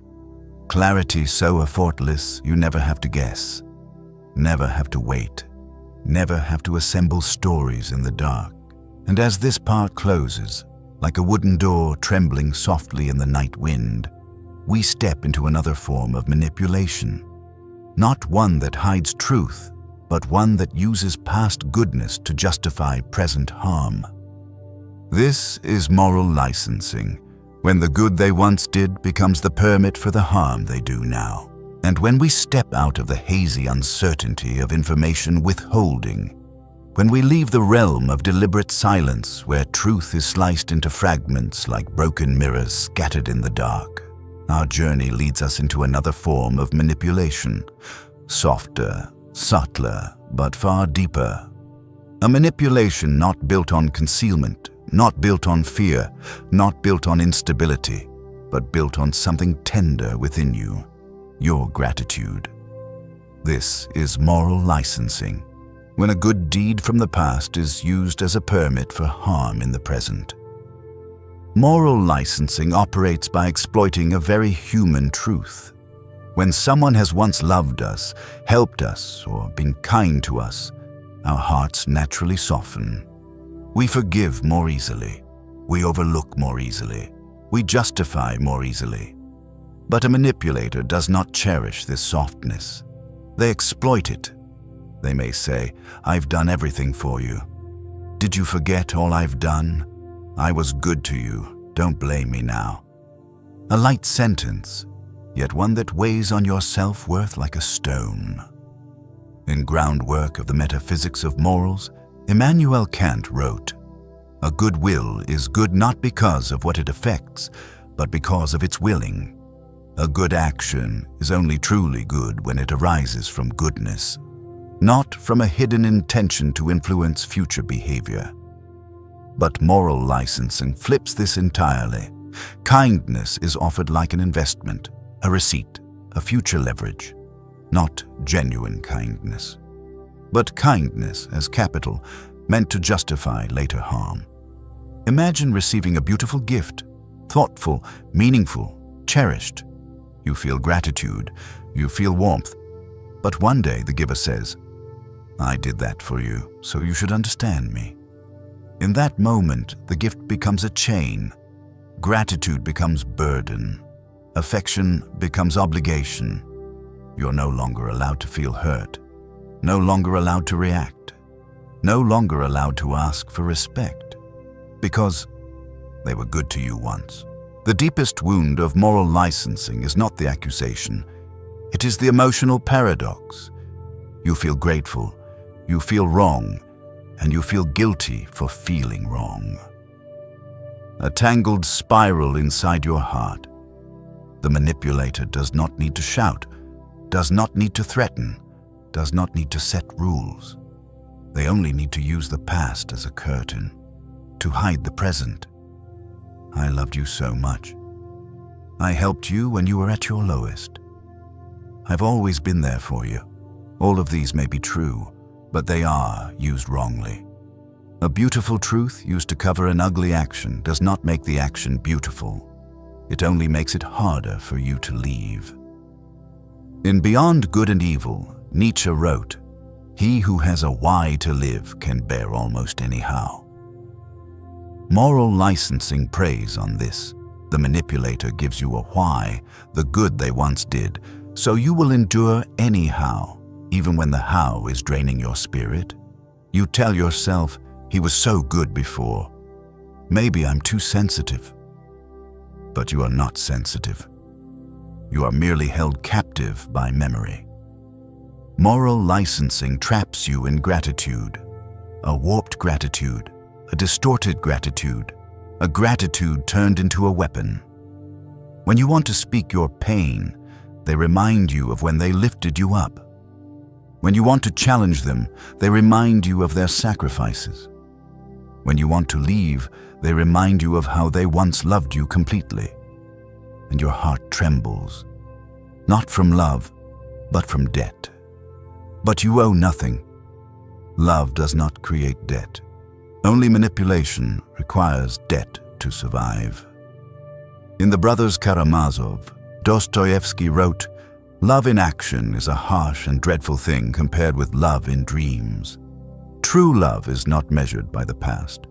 True love is measured by the present, but moral licensing convinces you that the present does not matter because the past was beautiful. The truth is, a good action in the past does not give someone permission to hurt you today. No one has the right to silence your feelings by waving old memories in front of you. Information. Withholding steals your facts. Moral licensing steals your value. Someone who was once kind does not get to use that kindness to soften the pain they cause today. The past is not a passport for cruelty. No one has a moral license to harm. And now, in the gentle quiet of tonight, let your breath soften like dew falling slowly upon leaves. Because you need to hear this softly but truthfully. You do not need to trade your gratitude to keep someone in your life.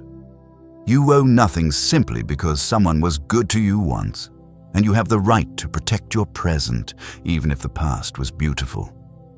And as this part closes, like a wooden door slowly folding into the night, we step into another form of manipulation.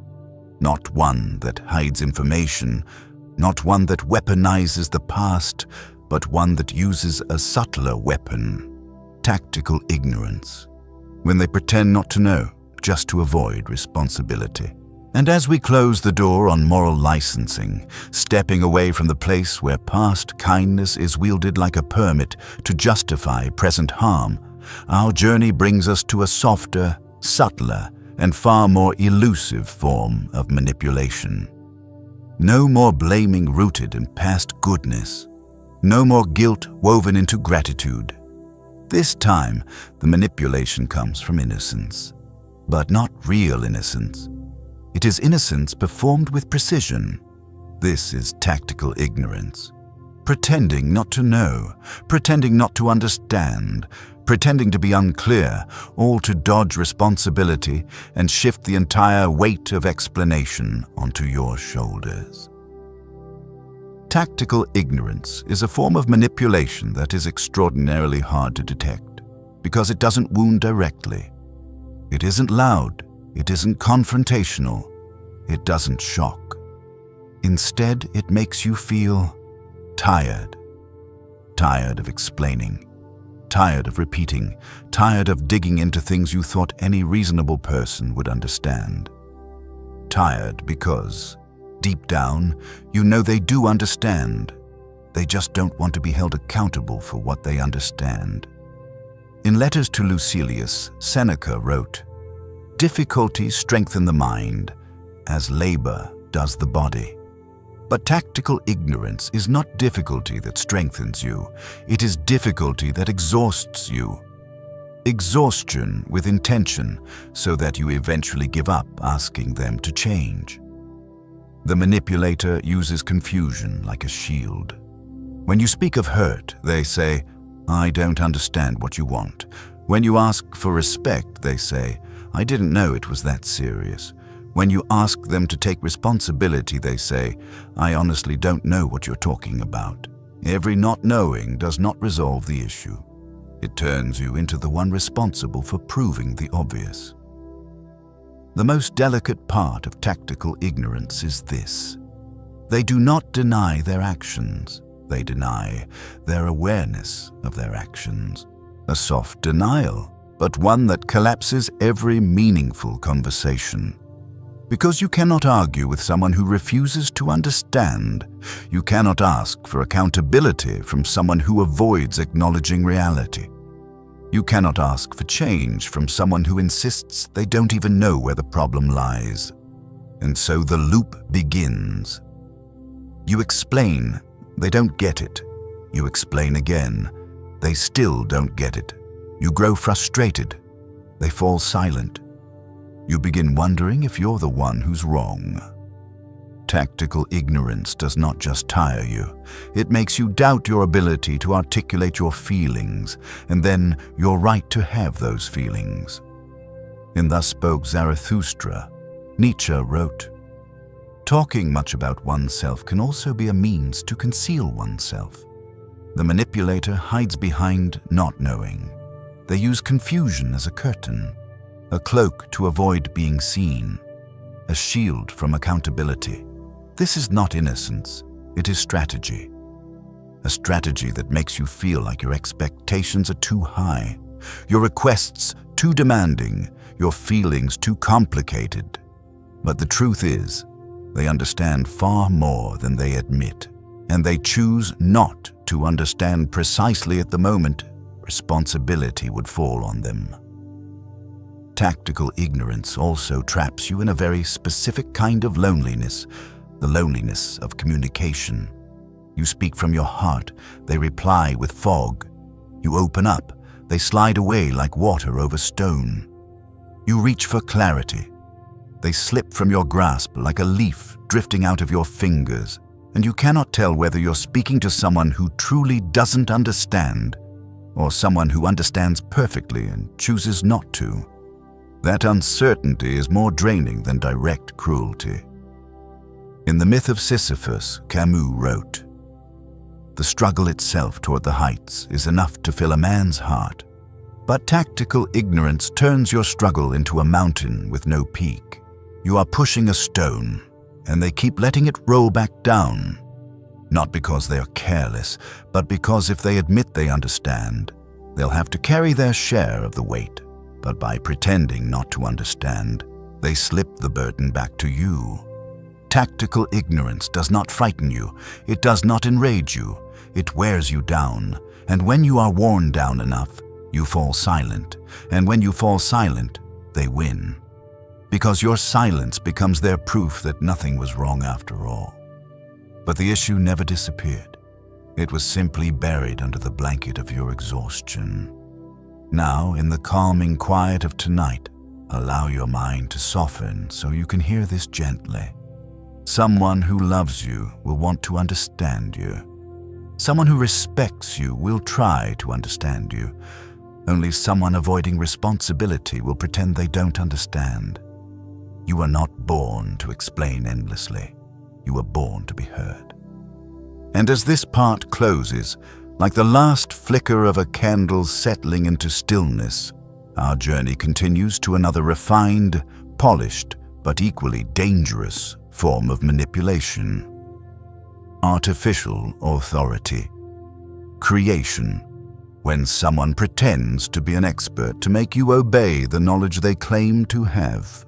And as we close the door on tactical ignorance, stepping out of the realm where not knowing is wielded as a shield to evade responsibility, our journey leads us into another kind of manipulation. More refined, more structured, and in many ways, far more frightening. It does not rely on vagueness, it does not rely on feigned vulnerability, it does not rely on strategic innocence. This time, it relies on power. Or rather, the appearance of power. A borrowed title, a manufactured aura, a crafted image of expertise strong enough to make you fall silent, retreat your doubts, and begin to obey. This is artificial authority creation, when someone crowns themselves the expert to make you believe they have the right to judge, the right to be right, and the right to lead you. Artificial authority. Creation does not always come from forged degrees or inflated achievements. Sometimes it is simply a posture, a certainty so sharp you don't have time to question it. A lowered voice filled with experience. Eyes that look at you as if they've seen more than you ever could. A casual, "I know better" said with the tone of someone beyond reproach. That confidence, even when hollow, is enough to make your heart step back a little. In The Gay Science, Nietzsche wrote, "Many are stubborn in pursuit of the path they have chosen, few in pursuit of the goal. The manipulator is not persistent because they chase truth. They are persistent because they chase power. The firmness you see does not come from knowledge. It comes from the need to dominate. And when someone speaks to you with absolute certainty, your mind, by instinct, begins to trust. Confidence, even when baseless, is often louder than doubt, which requires time and reflection. The manipulator uses artificial authority creation to impose an unspoken rule. I know, you do not. And within that imaginary imbalance, every conversation becomes tilted. When you hesitate, they claim, I've been through this before. When you doubt, they assert, I know more than you think. When you challenge them, they conclude, you just don't understand. No proof needed, no logic required. They simply wear the mask of the all-knowing. And you, not wanting to argue with an expert, begin to withdraw. Artificial authority creation exploits something deeply human. Our longing for guidance, our desire for certainty, our fear of ambiguity. And the manipulator plays the role of the certain one, leading you not to where you need to go, but where they want you to go. They speak like a professor without possessing wisdom. They behave like someone standing on a mountaintop, though they're only standing on a stool. But from where you stand below, the stool is enough to make them look like a giant. In Meditations, Marcus Aurelius wrote, everything we hear is an opinion, not a fact. Everything we see is a perspective, not the truth. But artificial authority creation makes you forget this. You begin to treat their opinions as facts, their views as universal rules, their judgments as truth. And the most dangerous part is, you begin to distrust yourself. You begin to wonder, maybe you're not knowledgeable enough. Maybe they are right. Maybe you should follow, not because you lack intelligence, but because they speak in the tone of someone who cannot be wrong.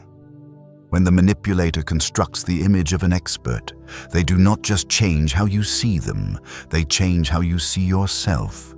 You start shrinking, you step back, you grow quiet in conversations where you once had every right to speak. You do not realize that their confidence comes not from wisdom, but from the hunger to control. The more they assert, the more you doubt. The more they posture, the more you retreat. The more they play the role of the informed sage, the more you fade into silence. In the Republic, Plato warned, those who tell the stories rule society. Artificial authority. Creation is not merely someone telling a story. It is someone declaring that only they are allowed to tell it, and you're only allowed to listen. That is how they rewrite your truth with the ink of their authority. Not because your truth is wrong, but because you have been made to believe they are the only one allowed to define it. Yet tonight, in the gentle stillness around you, you may feel something soft rising inside. No one has the right to be an expert on your life but you. They may have experience, but not your experience. They may have knowledge, but not knowledge of your wounds. They may have intelligence, but not your inner world. You are not lesser than them. You are simply quieter than them, and quietness often tricks others into believing they know more than you do. But your heart still knows. What you feel is real. What your intuition senses is real. What you have lived is real. No self-proclaimed expert can strip that truth away. And as this part comes to a gentle close, like the wind brushing softly against a window pane in the night, our journey moves toward another kind of manipulation. One where knowledge is not the disguise, but empathy is. Empathy weaponization. When weakness, wounds, and tears are used not to connect, but to reverse blame. And as we gently close the door of artificial authority creation, stepping away from the place where borrowed authority was worn like a cloak to make you obey, our journey leads us into another landscape of manipulation, one without shouting, without confrontation, without visible force, but filled instead with tears, stories of wounded pasts, and well-timed fragments of brokenness presented just so. Enough to soften your heart, enough to make you forget who should truly hold responsibility. This is empathy weaponization, when weakness becomes a weapon, when pain is used not to heal, but to manipulate. Empathy weaponization works by preying on something profoundly beautiful in you. Compassion. You care. You want to help. You want to be the healer. You want to be the safe place they never had. But the manipulator does not see this beauty as something to honor. They see it as something to use. They do not blame you directly. They make you feel guilty by making you feel sorry for them. In Letters to a Young Poet, Rainer Maria Rilke wrote, "Perhaps everything terrible is in its deepest being something helpless that wants help." The words are beautiful and true. But in the hands of a manipulator, helplessness is not offered to be healed. It is offered to avoid accountability. They know that if they cry, you will stop confronting them. If they mention a traumatic childhood, you will hesitate to ask for more. If they recall old wounds, you will feel cruel for bringing up the pain they caused you. Tears become a shield.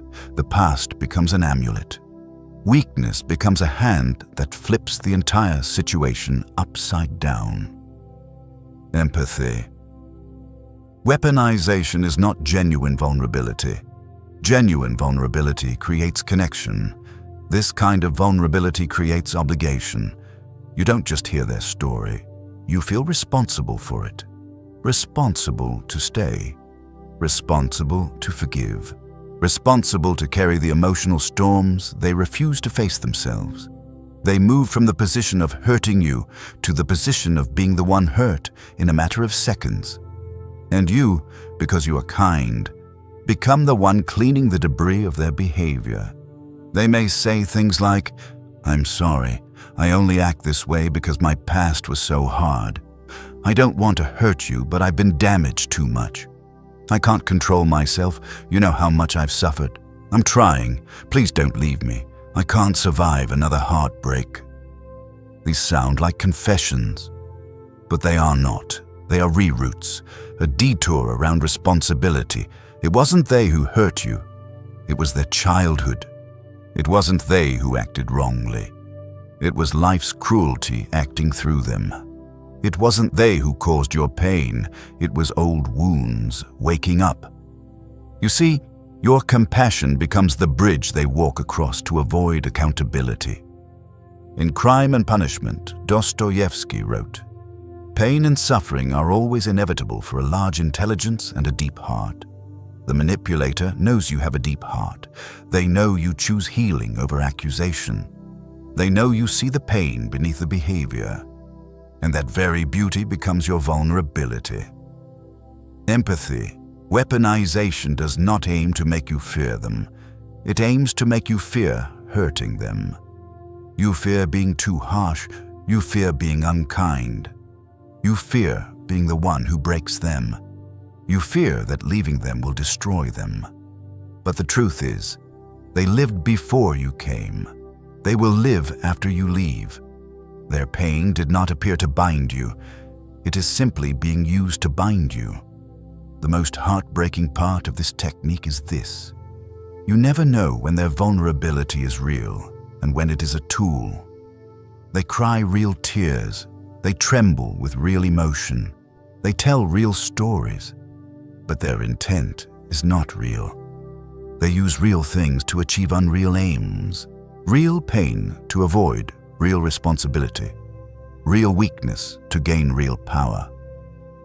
In Meditations, Marcus Aurelius wrote, "The best revenge is to be unlike him who performed the injury." No one is asking you to become cold or hard or unfeeling, but you must know this. Empathy does not mean endurance. Understanding does not mean accepting harm. Compassion does not mean allowing someone to wound you. You can be gentle and still be firm. You can be loving and still have boundaries. You can see their pain without letting it overshadow your own.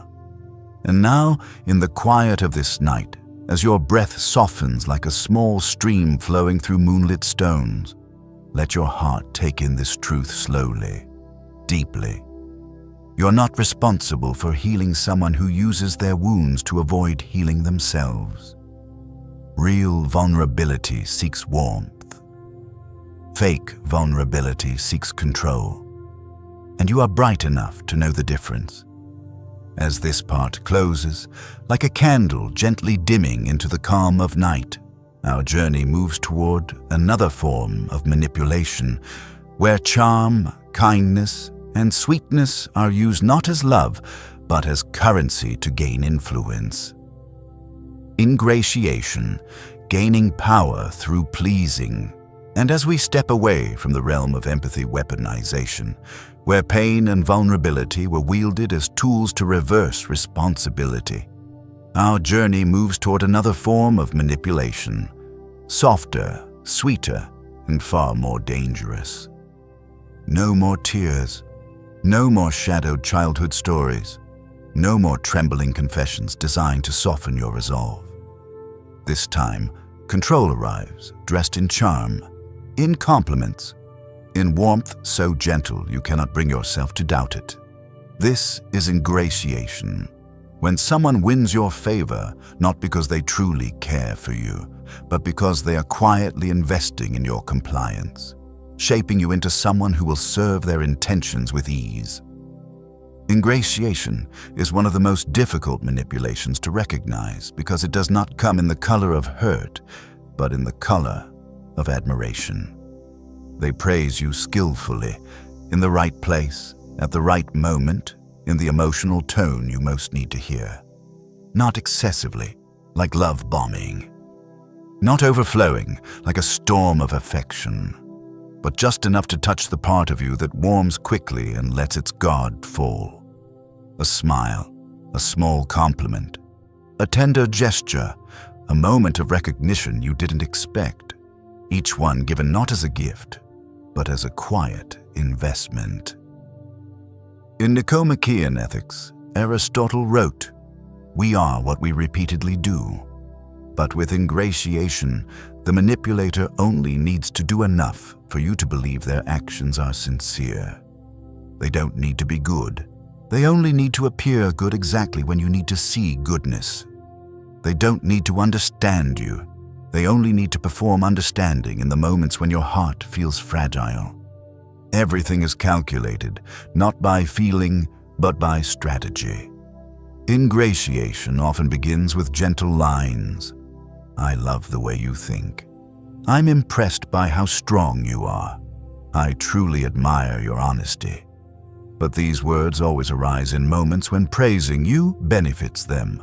When you want them to take responsibility, they call you deep and forgiving. When you consider walking away, they call you the most extraordinary person they've ever met.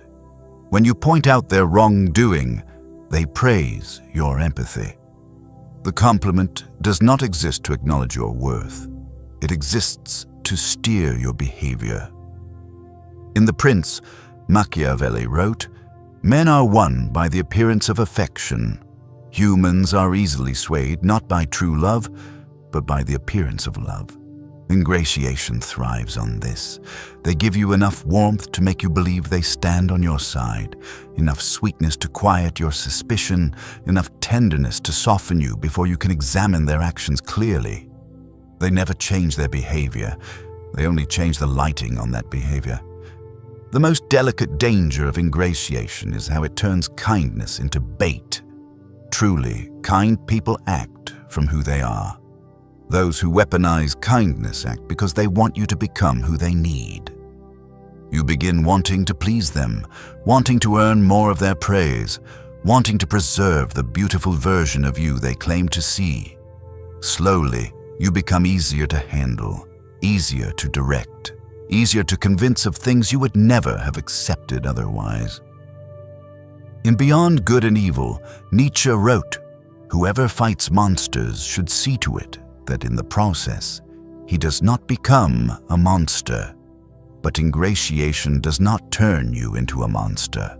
It turns you into someone who will do anything to maintain the sweetness they offer. You become more compliant, less demanding, less confrontational, not because you are wrong, but because they praised you precisely where your heart is softest. Ingratiation makes you forget the boundary between two types of people, those who genuinely like you and those who like how much you like them. The genuine do not need to win your favor to earn your trust.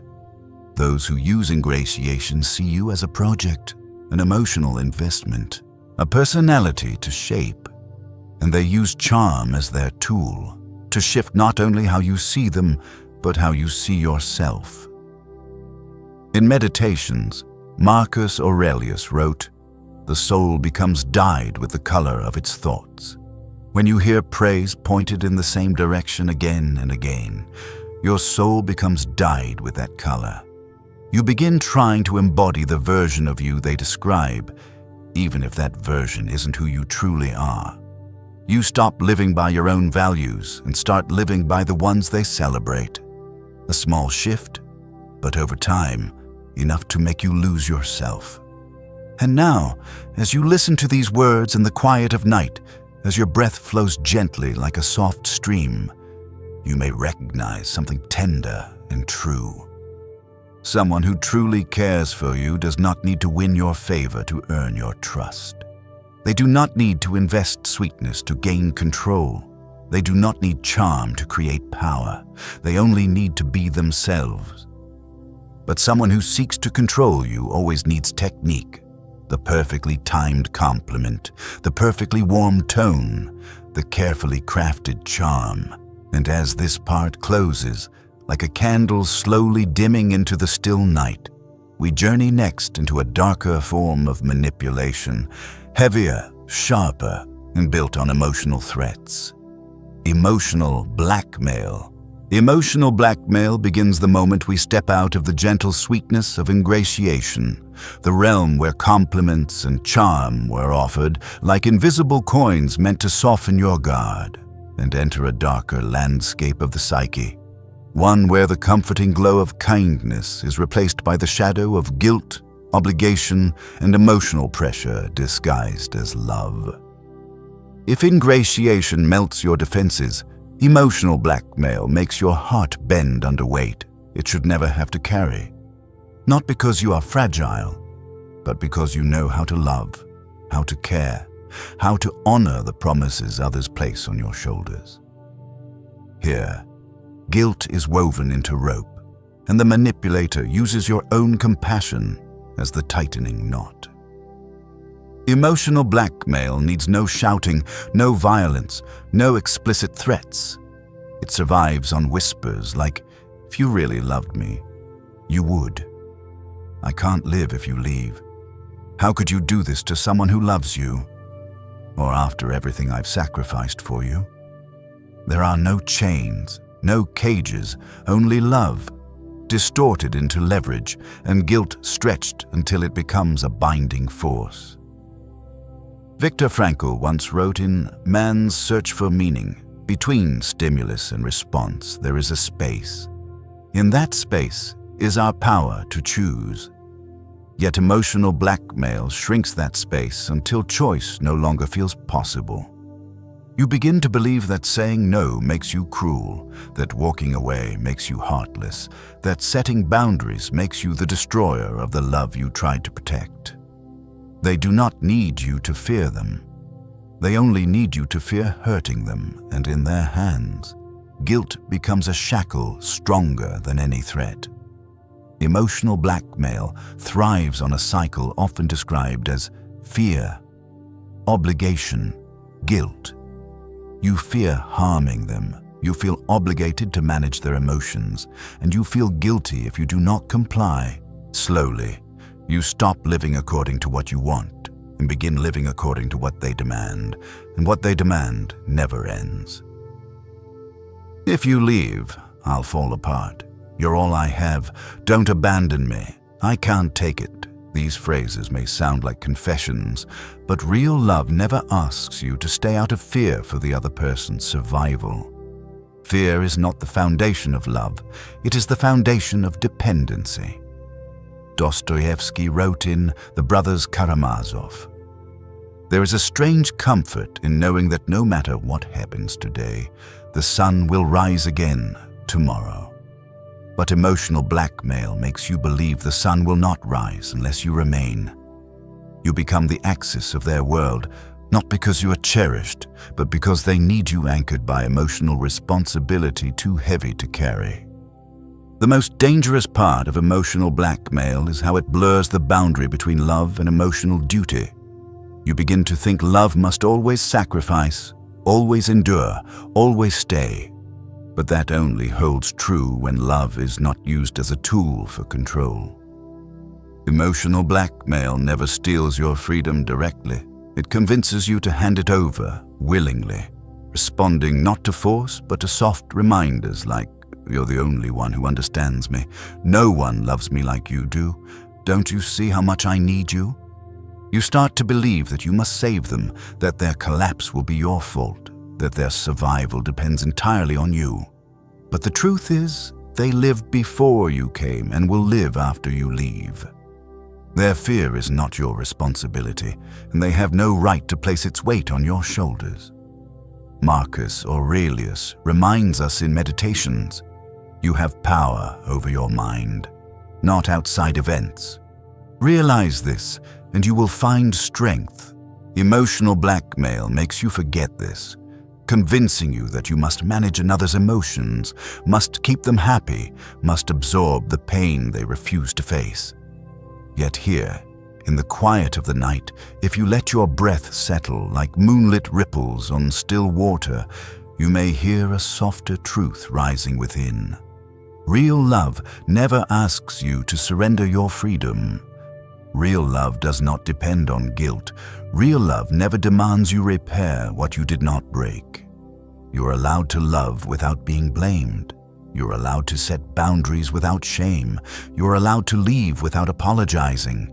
True love does not bind. True love frees. And as this part closes like a quiet door folding into the night, our journey moves into a heavier, more overwhelming terrain of manipulation, one that attacks the nervous system directly. Flooding, overwhelm, tactic. And as we close the door of emotional blackmail, stepping away from the landscape where guilt is woven into an invisible rope meant to bind the heart, the journey leads us into another shadowed terrain, one not built on fear, nor tears, nor sweetness, but on sheer force. Force of emotion, force of pressure, force intense enough to drown your capacity to think.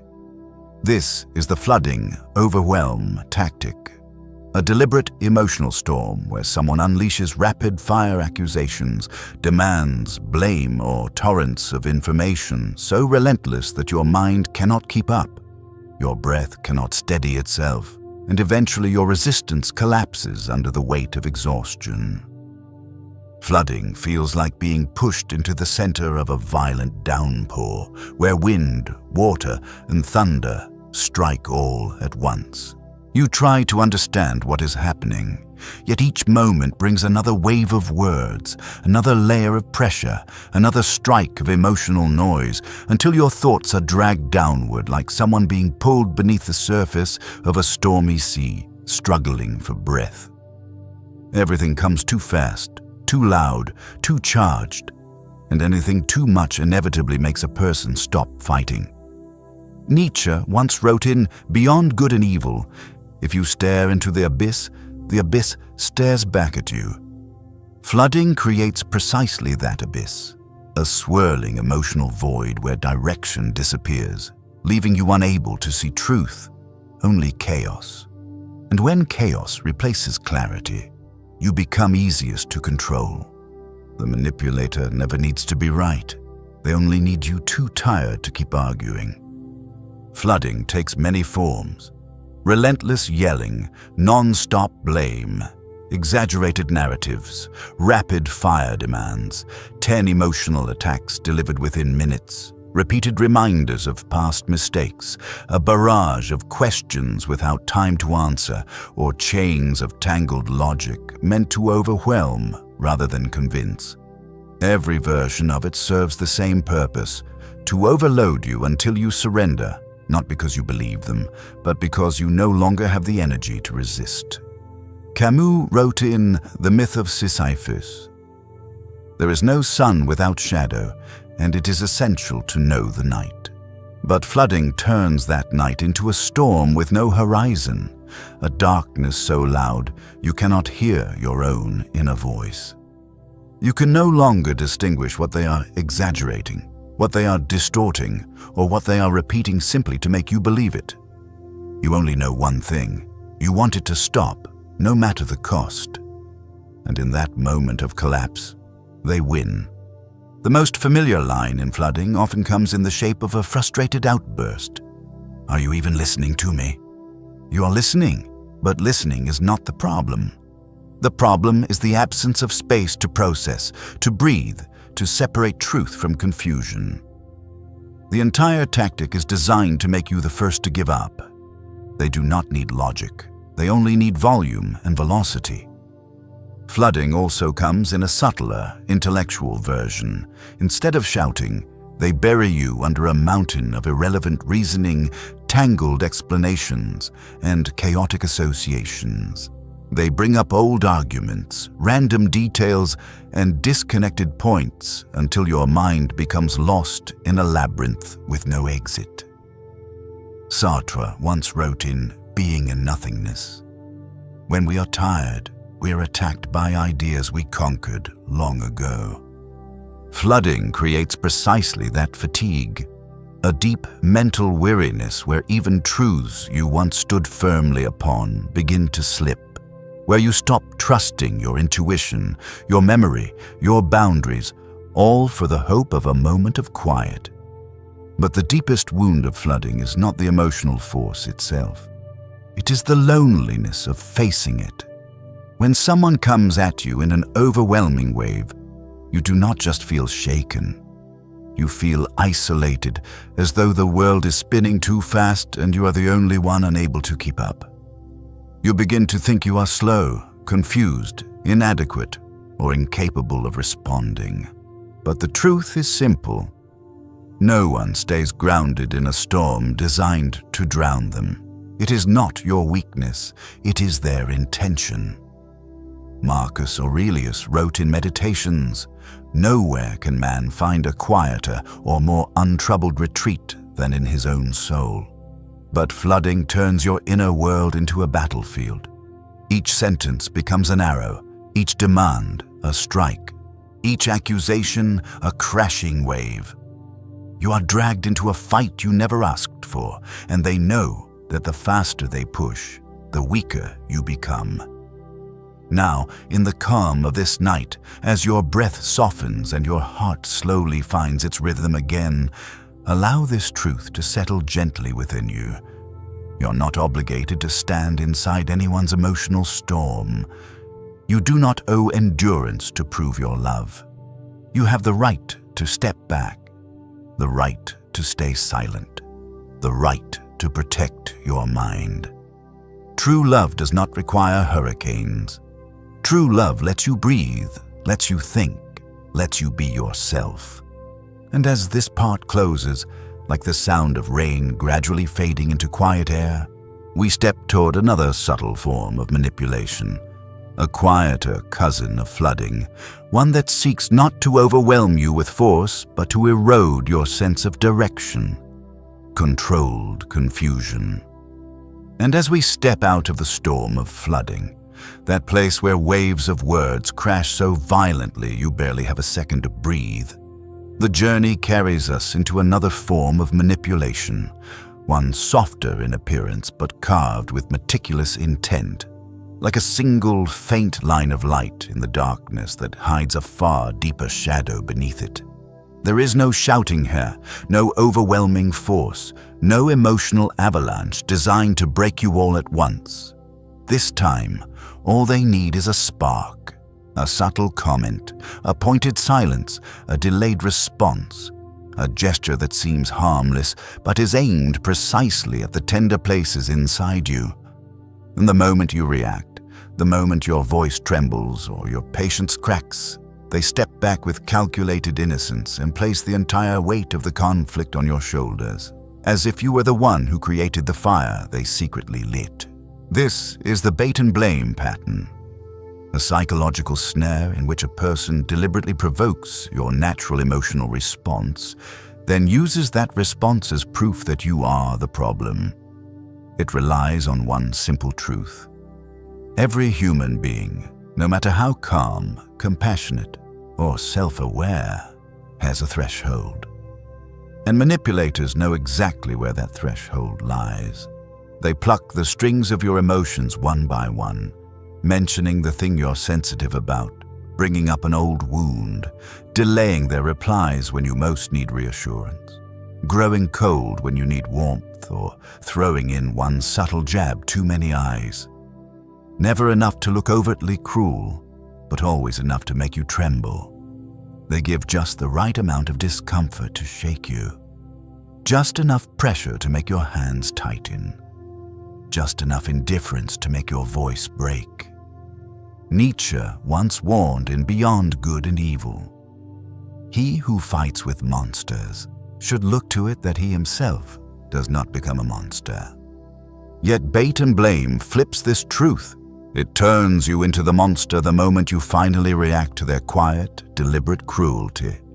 After provoking you, they shift seamlessly into a posture of calmness, speaking softly, furrowing their brows as if confused, acting wounded or superior or impossibly composed. And through their collected demeanor, they make your reaction look wild, irrational, or disproportionate. And slowly, without realizing it, you begin to believe that narrative.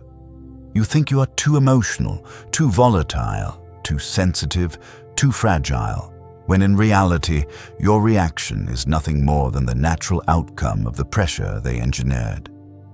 Dostoevsky once wrote in The Brothers Karamazov, "Above all, don't lie to yourself." But bait and blame trains you to do exactly that, to lie to yourself about why you snapped, why you cried, why you raised your voice. You start to whisper inwardly, "Maybe I overreacted. Maybe I'm difficult. Maybe I shouldn't feel this much," forgetting that the only reason you exploded is because someone kept shaking the bottle until the pressure had nowhere else to go. The most dangerous part of bait and blame is not the bait. It is the blame. You speak up because you're hurt, and they call you dramatic. You get quiet because you're overwhelmed, and they call you cold.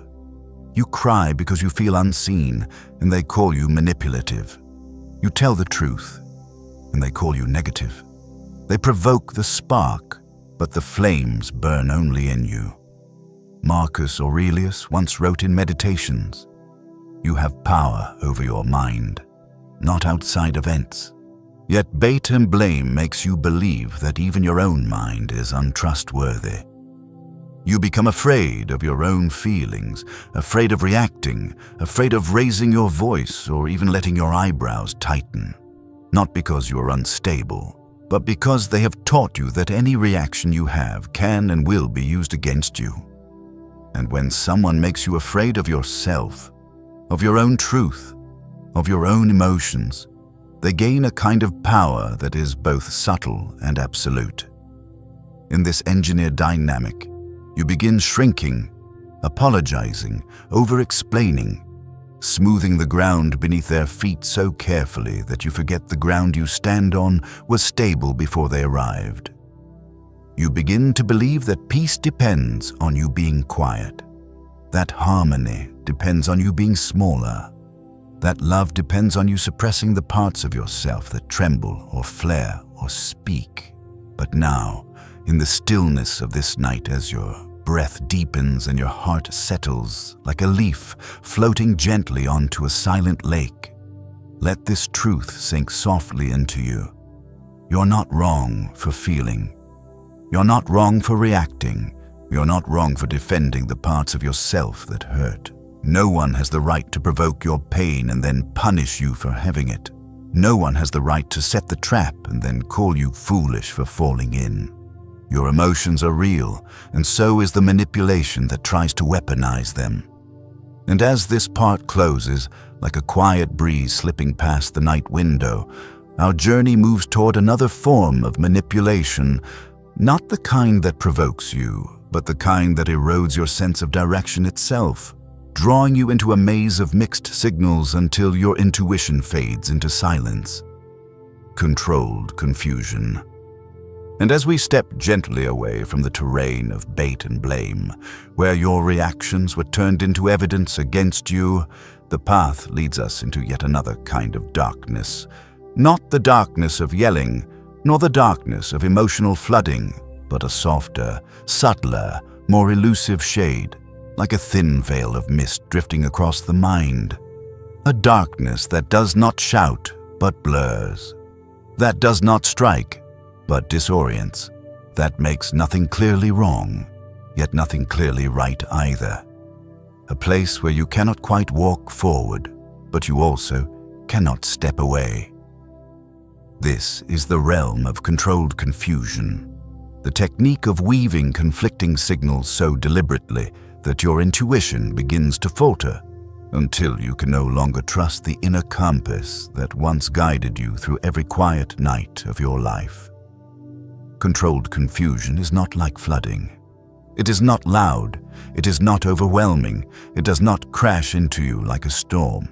It is more like a midnight drizzle. Small, cold droplets accumulating slowly until the chill seeps into your bones. You do not realize you are soaked until the cold has already settled deep inside you. The manipulator uses controlled confusion through a series of carefully placed contradictions. Today they are warm, tomorrow they are distant. They say, do whatever you want, yet react with hurt when you do. They insist they are fine, but accuse you of not caring. They profess love, yet behave in ways that erode it. They tell you that you misunderstood, even when their own words cause the ambiguity. They lift you up when they need you close and pull you down when you need steadiness. All of this is crafted to create a web of opposing signals, so tangled that you lose track of which thread leads to truth and which leads to illusion. In The Gay Science, Nietzsche once wrote, "I'm not upset that you lied to me. I'm upset that from now on I can't believe you." Yet the danger of controlled confusion is not that you know they are lying. It is that you no longer know whether they are lying at all. There is no clear truth to grip, no certainty to grieve, only a quiet fog of contradiction creeping into your thoughts. A soft, persistent doubt, a feeling of being slightly off-center, a whisper telling you that perhaps you misread everything. You cannot trust them, but neither can you prove they are untrustworthy. And caught in that gray limbo is you, the one who once had clarity. Controlled confusion makes you question yourself. Am I thinking too much? Am I being too sensitive? Did I misunderstand? Maybe they didn't mean it that way. Slowly, you begin to believe that your intuition, once sharp, once reliable, is no longer safe to follow. And once your intuition collapses, they no longer need force to guide you. A few contradictory signals are enough. You will wander inside your own uncertainty. In Being and Nothingness, Sartre wrote, "Freedom is what we do with what is done to us." But controlled confusion steals that freedom, not by chains, but by fog. For when you cannot identify what is being done to you, how can you choose how to respond? They say one thing and do another. They promise today and withdraw tomorrow. They assure you not to worry, while their behavior plants seeds of anxiety.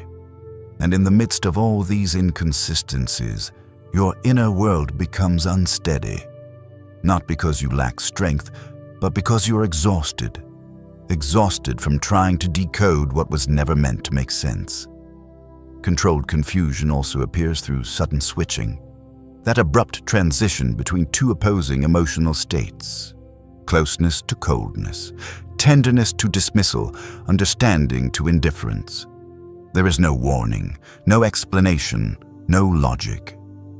They pull you close, then push you away, then pull you close again, like your heart is tied to a rubber cord, stretched and released over and over, until you no longer know where you naturally belong.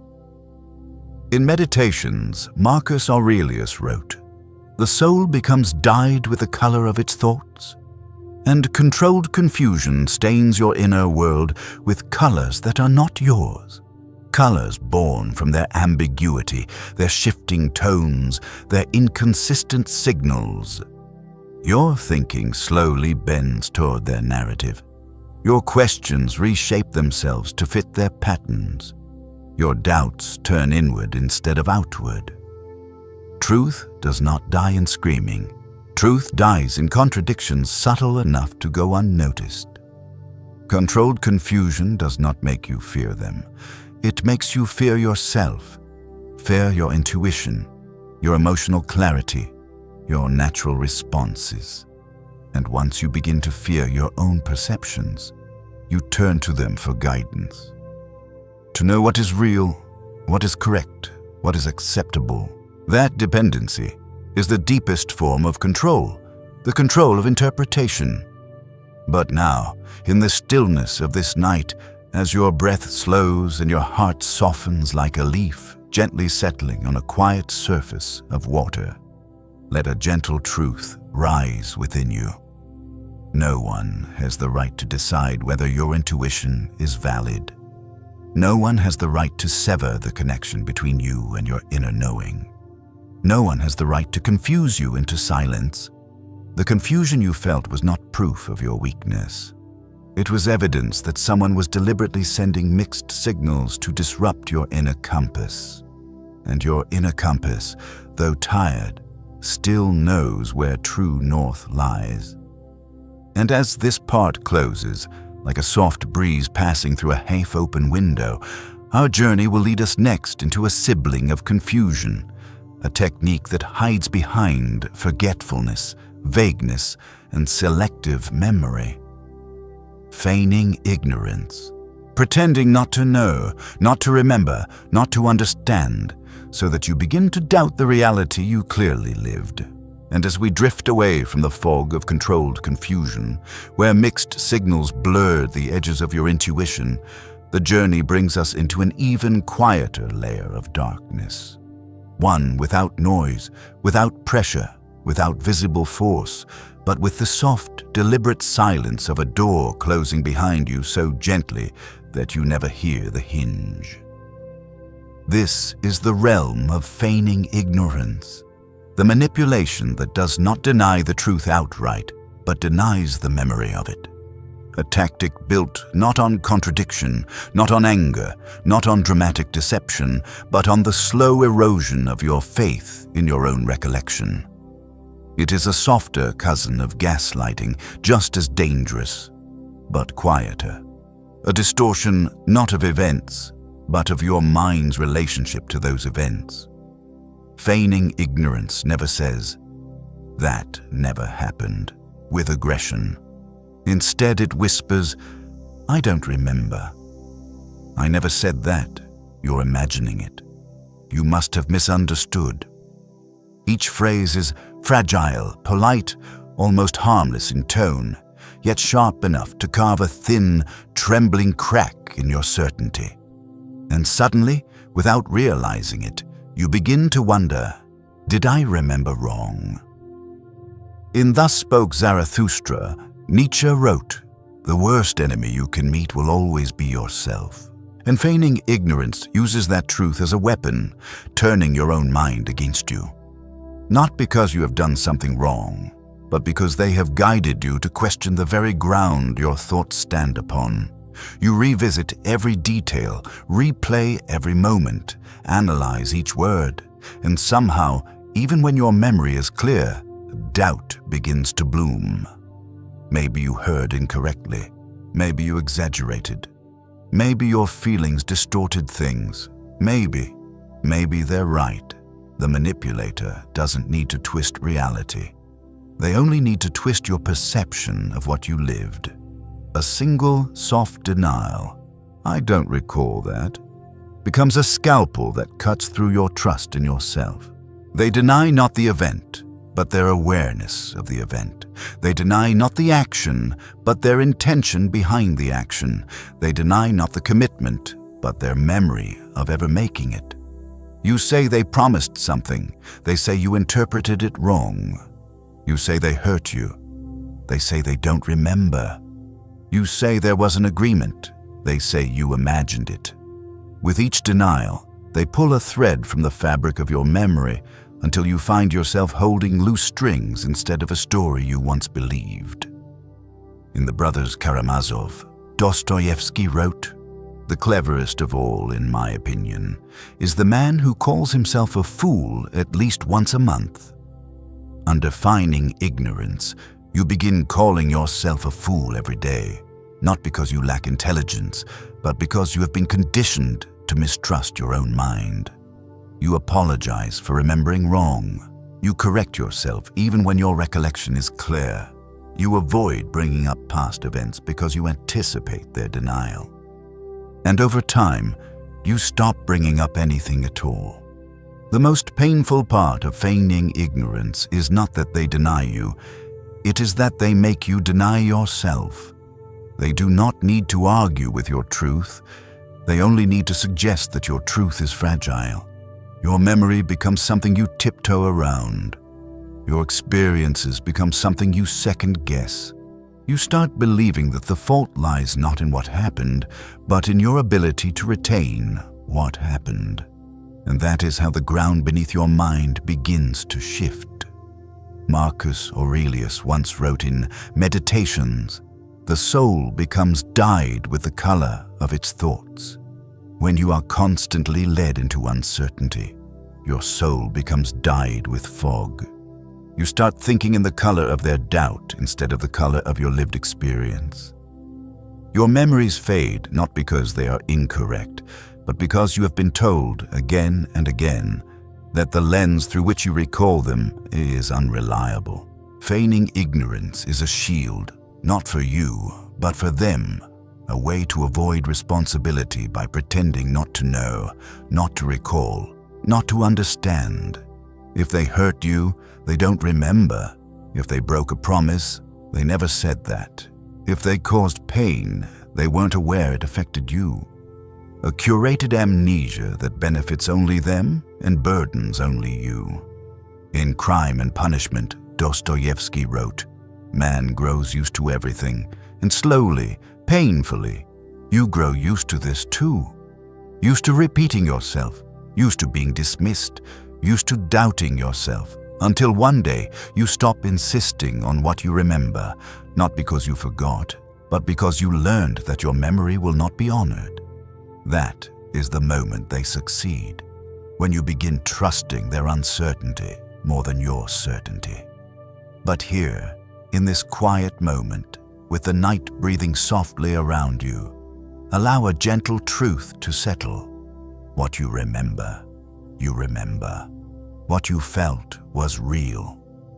What hurt you had a cause. You are not irrational. You are not imagining.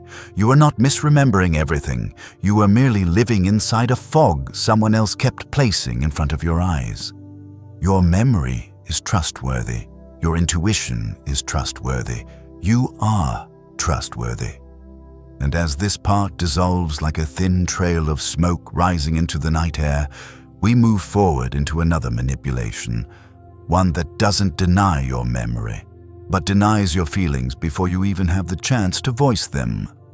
Preemptive invalidation, shutting down your emotions before they are born. And as we step out of the mist of feigning ignorance, where memories are bent with whispers soft enough to sound innocent, the journey leads us into an even finer layer of darkness, a realm where your emotions are not argued with, not debated, not twisted, but quietly smothered before they can even breathe.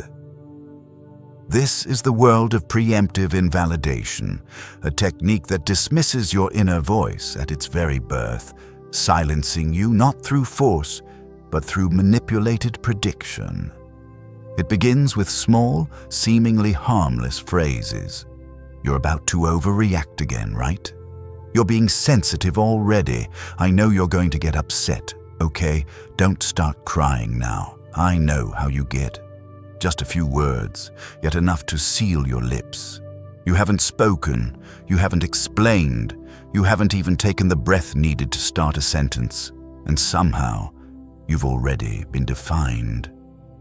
In Meditations, Marcus Aurelius wrote, "The opinion of 10,000 men is of no value if none of them know anything about the subject. But here, the 10,000 men is just one person, someone who claims to know you better than you know yourself. They don't ask what you feel. They tell you what you're about to feel. They don't wait for your truth. They assign you a narrative like sticking a label onto a box they haven't bothered to open. And so you lose the chance to open that box with honesty." Preemptive invalidation has one purpose: to make you question the validity of your emotions before those emotions even crystallize. It is an early, dismissing, swift and precise, overriding the quiet truth rising from within. You start fearing your own voice, fearing the moment you speak, fearing being seen as dramatic, too much, too sensitive, predictable. Your emotions are sentenced before they are even born. Nietzsche wrote in The Gay Science, "All truly great thoughts are conceived while walking." But preemptive invalidation doesn't allow you to walk with your emotions, to observe them, understand them, name them, or feel them. It slams the door just as you step across the threshold. Imagine this. You want to express something that's been weighing on your heart. You inhale, you prepare to speak. But before your words reach the air, they say, "I know what you're about to do." Don't make a big deal out of nothing. In that instant, the quiet river inside you freezes. No one sees the water move, but you feel the pressure, a feeling that wants to flow, yet is denied permission. Preemptive invalidation creates a profound loneliness inside you, a loneliness not born from absence, but from being unheard even before you speak. You eventually think your emotions are inherently flawed. You fall silent, you shrink, you assume that speaking will lead to misunderstanding, that opening up will summon judgment, that pain is something you must hide because it will be dismissed anyway. The emotional space within you becomes a small room with no windows. Dostoevsky wrote in Crime and Punishment, "To go wrong in one's own way is better than to go right in someone else's." But preemptive invalidation strips away the right to even go wrong in your own way. You're not allowed to feel through your own journey, to learn through your own wounds, to inhabit the territory of your inner life. Your path is overwritten by someone else's assumptions. The danger is not that they deny you, but that they deny you early, so early that you do not notice the exact moment your truth was extinguished. They don't attack your emotions, they attack the possibility of your emotions. Before the thought is formed, before the feeling takes shape, before your truth becomes audible.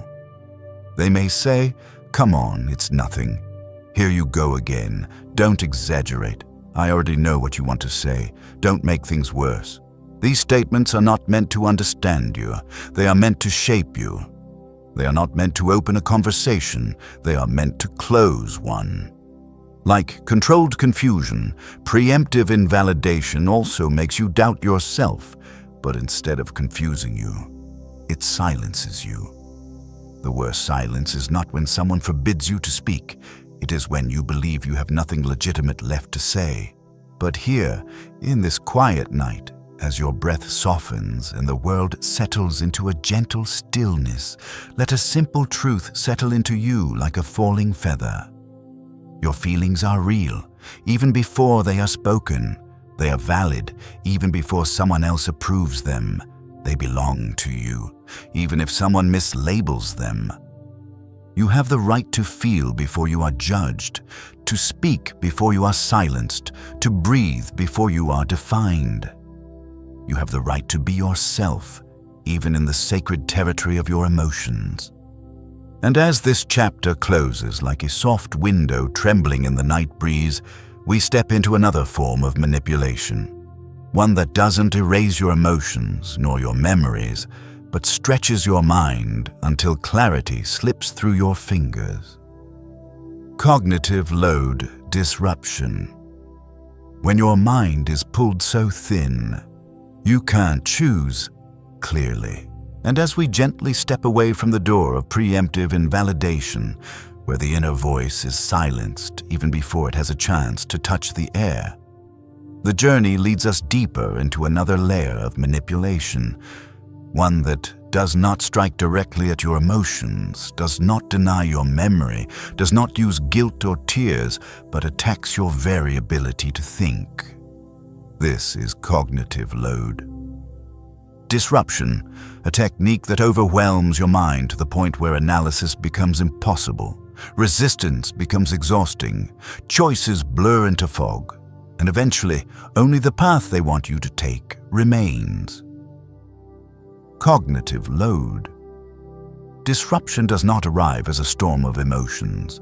It arrives as a storm of information, not meaningful information, but mental clutter, scattered fragments that block every path your thoughts try to follow. They make you process too many things at once: urgent demands, rapid-fire questions, endless messages, layered problems, tangled explanations, stories that loop without end. You are pulled into a labyrinth of words until you no longer have the space to step back and see the whole picture. In Being and Nothingness, Jean-Paul Sartre wrote, "Life is a useless passion," a philosophical sigh about human existence.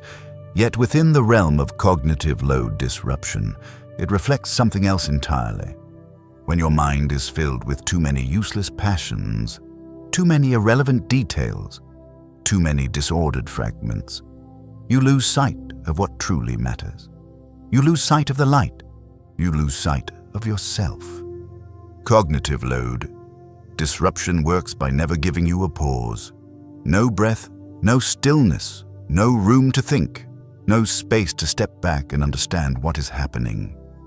Every time clarity begins to form, they add another layer of noise, pulling you back into the fog of cognitive overload. And when the mind is overwhelmed, it chooses the simplest path, the shortest path, the path with the least resistance: surrender.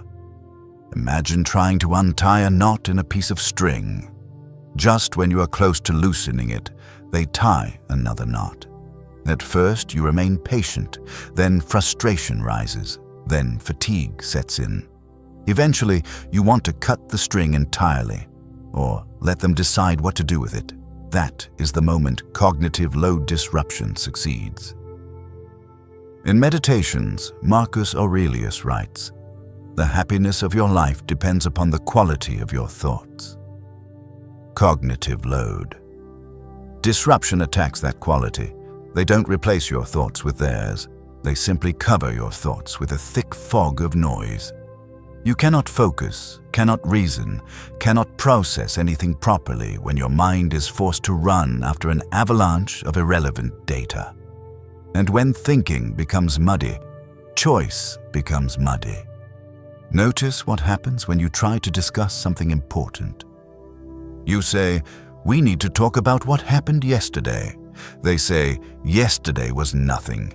You always fixate on small things while ignoring the big ones." You say, "You made a promise, but you forgot." They say, "I forgot because I'm drowning in responsibilities. Do you know how much I have to deal with?" You don't understand anything. You say, "I'm genuinely hurt." They say, "Hurt by what? Work, pressure, family, money, everything is on my shoulders. Why can't you care about that?" A simple conversation becomes a sprawling web. One loose thread becomes a suffocating tapestry. It's not that you can't understand. It's that they never intended for you to have the space to understand. In The Gay Science, Nietzsche wrote, "In the mountains, the shortest way is from peak to peak, but for that, you must have long legs." But cognitive load disruption turns the path between peaks into a dense forest. You know, the real issue is right there in front of you. Clear, simple, direct. Yet they drag you into bushes, roots, stones, detours, until you lose sight of the path entirely. What should have been a straight line becomes an exhausting journey. You begin to feel small, lost, unable to take any meaningful step without relying on their interpretation. Cognitive load disruption has a second goal: to control the tempo. You're not allowed to think at your own pace. You must think at theirs, fast, chaotic, shifting from one point to another before you can even breathe. And when the mind is tired, you choose not what is right, but what is easy, what is short, what ends the chaos quickly. Apologizing, backing down, staying quiet, agreeing with them, not because you are wrong, but because you are exhausted. Now, in the soft quiet of the night, as your breath begins to flow more slowly, like a gentle breeze moving through your chest, allow yourself to understand this truth. You are not at fault for not being able to carry too many things at once. You are not at fault for feeling overwhelmed. You are not at fault for not keeping up with someone else's pace. You are human, and the human mind needs breath, needs pauses, needs silence to see clearly. No one has the right to push you into a maze and then blame you for not finding the exit. And as this part closes like a mist dissolving before dawn, the journey leads us toward another form of manipulation, still built on emotion, but entering through a sweeter, quieter doorway. Strategic self-disclosure, when false vulnerability is used to extract your truth. 27. And as we gently step out of the labyrinth of cognitive load disruption, where the mind is stretched so thin that it can no longer separate right from wrong, our journey leads us into another form of manipulation. Softer, warmer, and therefore far more dangerous. No more overload. No more pressure of speed. No more torrents of information crashing over your thoughts. This time, manipulation comes in the shape of vulnerability. Not true vulnerability, but a carefully engineered softness, measured, curated, and strategically positioned to open the door of your heart. This is strategic self-disclosure, the tactic in which someone shares their pain, not to connect with you, but to lower your defenses and draw from you the kind of truth they can later use for control. Strategic self-disclosure begins with small stories. I went through a really terrible time once. I was betrayed before, and it still scares me. I was so broken back then, I didn't think I'd stand again. These stories sound real, human, tender, wounded in a way that feels sincere, and your heart, already accustomed to empathy, already inclined to be a safe place for others, opens naturally, without hesitation, without caution. You believe they are sharing to come closer, but often they are laying the groundwork so that you will share deeper than they ever do. In The Art of Loving, Erich Fromm wrote, "Immature love says, 'I love you because I need you.' Mature love says, 'I need you because I love you.'" Strategic self-disclosure belongs to the immature kind, a display of woundedness designed to make you feel needed, to make you confuse need with love. They tell you about their storms so you become their umbrella. They tell you about their wounds so you become their bandage. They tell you about their losses, so you become what fills the void. And through all of it, they take more than they give. The subtle danger of strategic self-disclosure lies in how precisely they calibrate the story. Painful enough to evoke your compassion, gentle enough to make you relax, real enough to avoid suspicion, but never real enough to cost them their sense of power.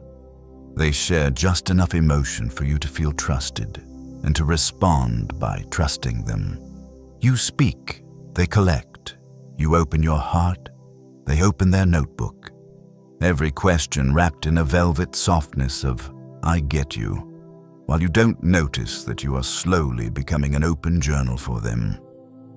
In The Brothers Karamazov, Dostoevsky wrote, "The truth is always deeper than what seems on the surface." With strategic self-disclosure, the deeper part is not in their story, but in the intention behind it. They do not share to be understood. They share to observe your reaction, to identify your sensitivities, to locate your wounds, to map the things you fear, to find the values you hold closest. The more you open, the more raw material they gather for later influence. Unlike empathy weaponization, this technique does not use pain to escape responsibility. It uses pain to extract information. A gentle tactic. A backward-moving comb brushing through your inner world, gathering every loose strand of emotion you've kept hidden. One common pattern sounds like, "I've never told this to anyone. I don't trust anyone else but you. I feel only you understand me." These phrases make you feel special, chosen, elevated above the rest. They awaken your desire to reciprocate that trust. And so you begin sharing the most intimate corners of yourself. Secrets you've never spoken, wounds you've never described. But you don't see the truth. You share to connect. They listen to control. In Meditations, Marcus Aurelius wrote, "The soul becomes dyed with the color of its thoughts." Strategic self-disclosure stains your inner world with the colors of their stories. You begin worrying for them, thinking on their behalf, treating their pain as though it is equal to or greater than your own.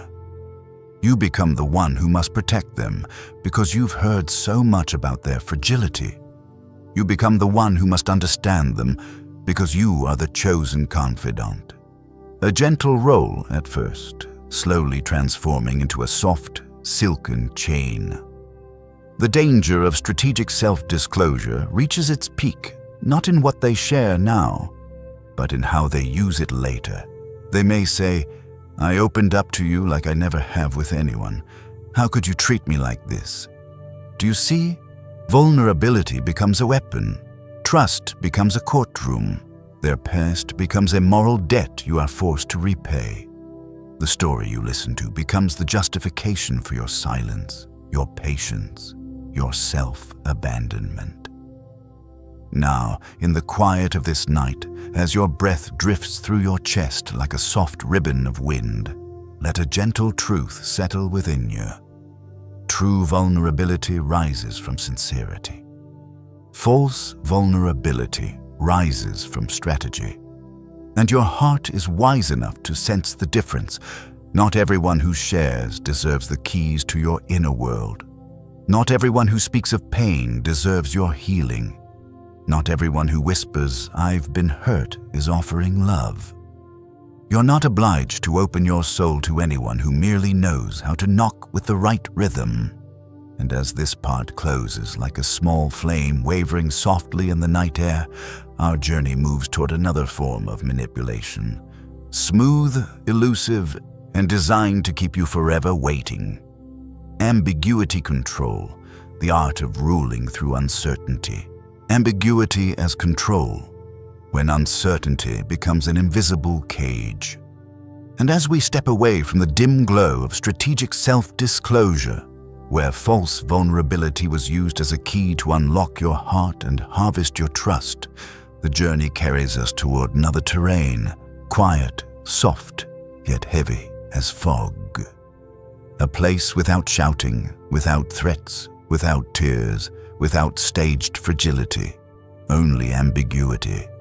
A kind of ambiguity so gentle no one would dare call it harmful, yet powerful enough to paralyze the hearts of those who wait.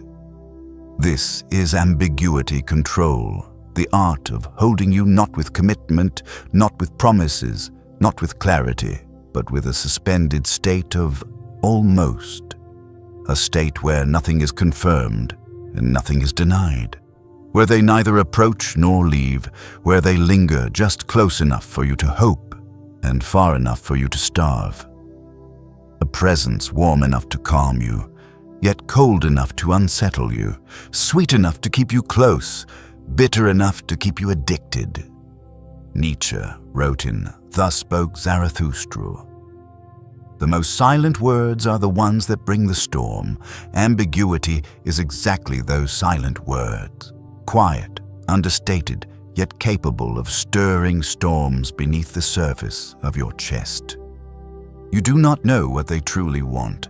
You do not know where you stand. You do not know where the relationship is heading. You do not know whether you are allowed to hope. And this unknowing, stretched long enough, weaves itself into your breath. They never promise, but they never withdraw the promise either. They never say yes, they never say no. They do not come closer, but they never fully walk away. When you ask, "Are you serious about this?" they reply, "Don't think too far ahead. Just live the moment." When you ask, "What are we?" they say, "Why label everything?" When you say, "I need clarity," they smile softly and whisper, "You always overthink and ruin the moment." And so you are left without answers, yet somehow convinced that wanting answers makes you wrong.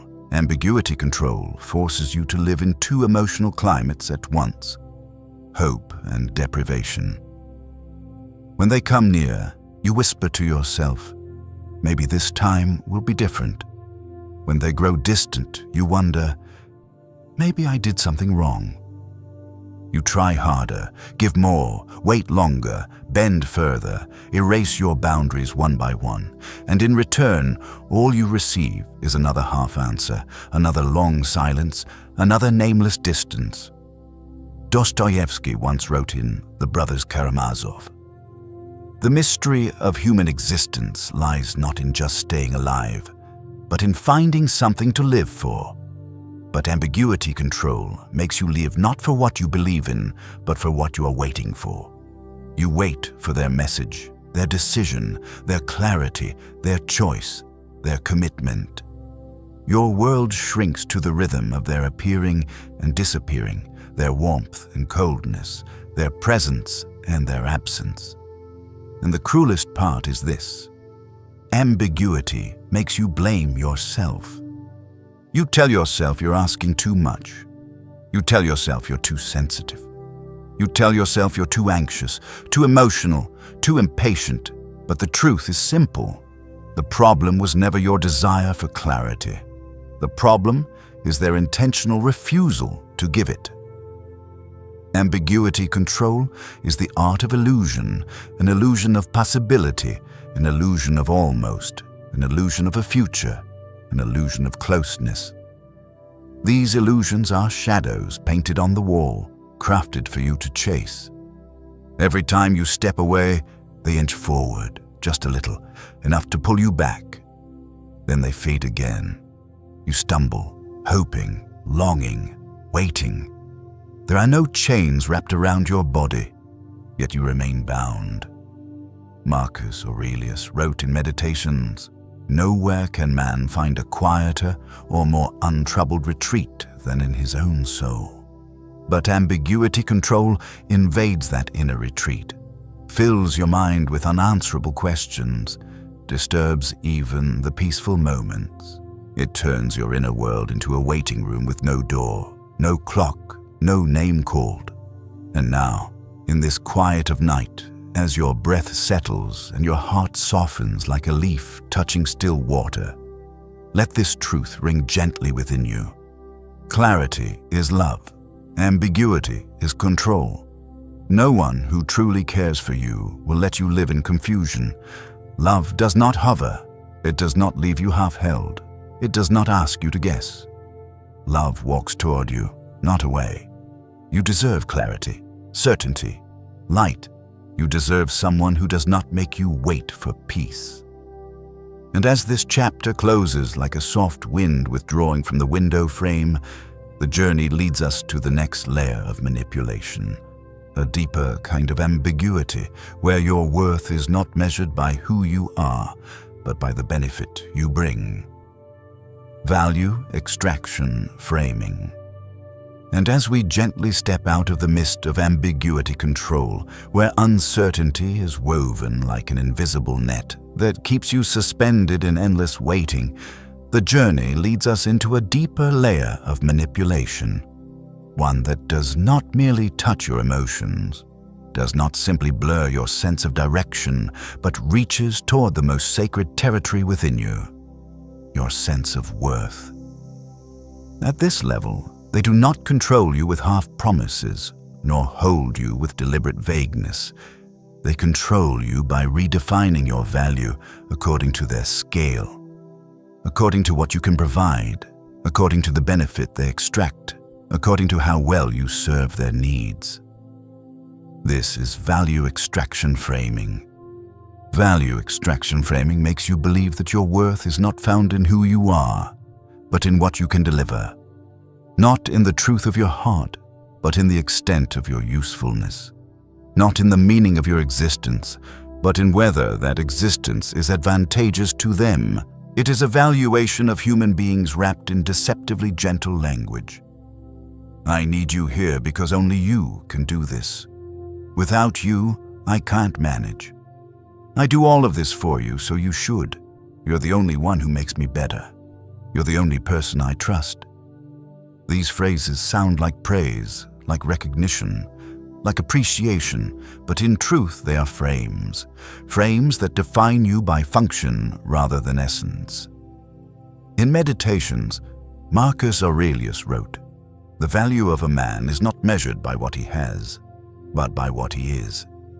Yet within value extraction framing, you are led to believe that your value is measured not by your being, but by your output. You become a resource, a solution, a carrier, a stabilizer.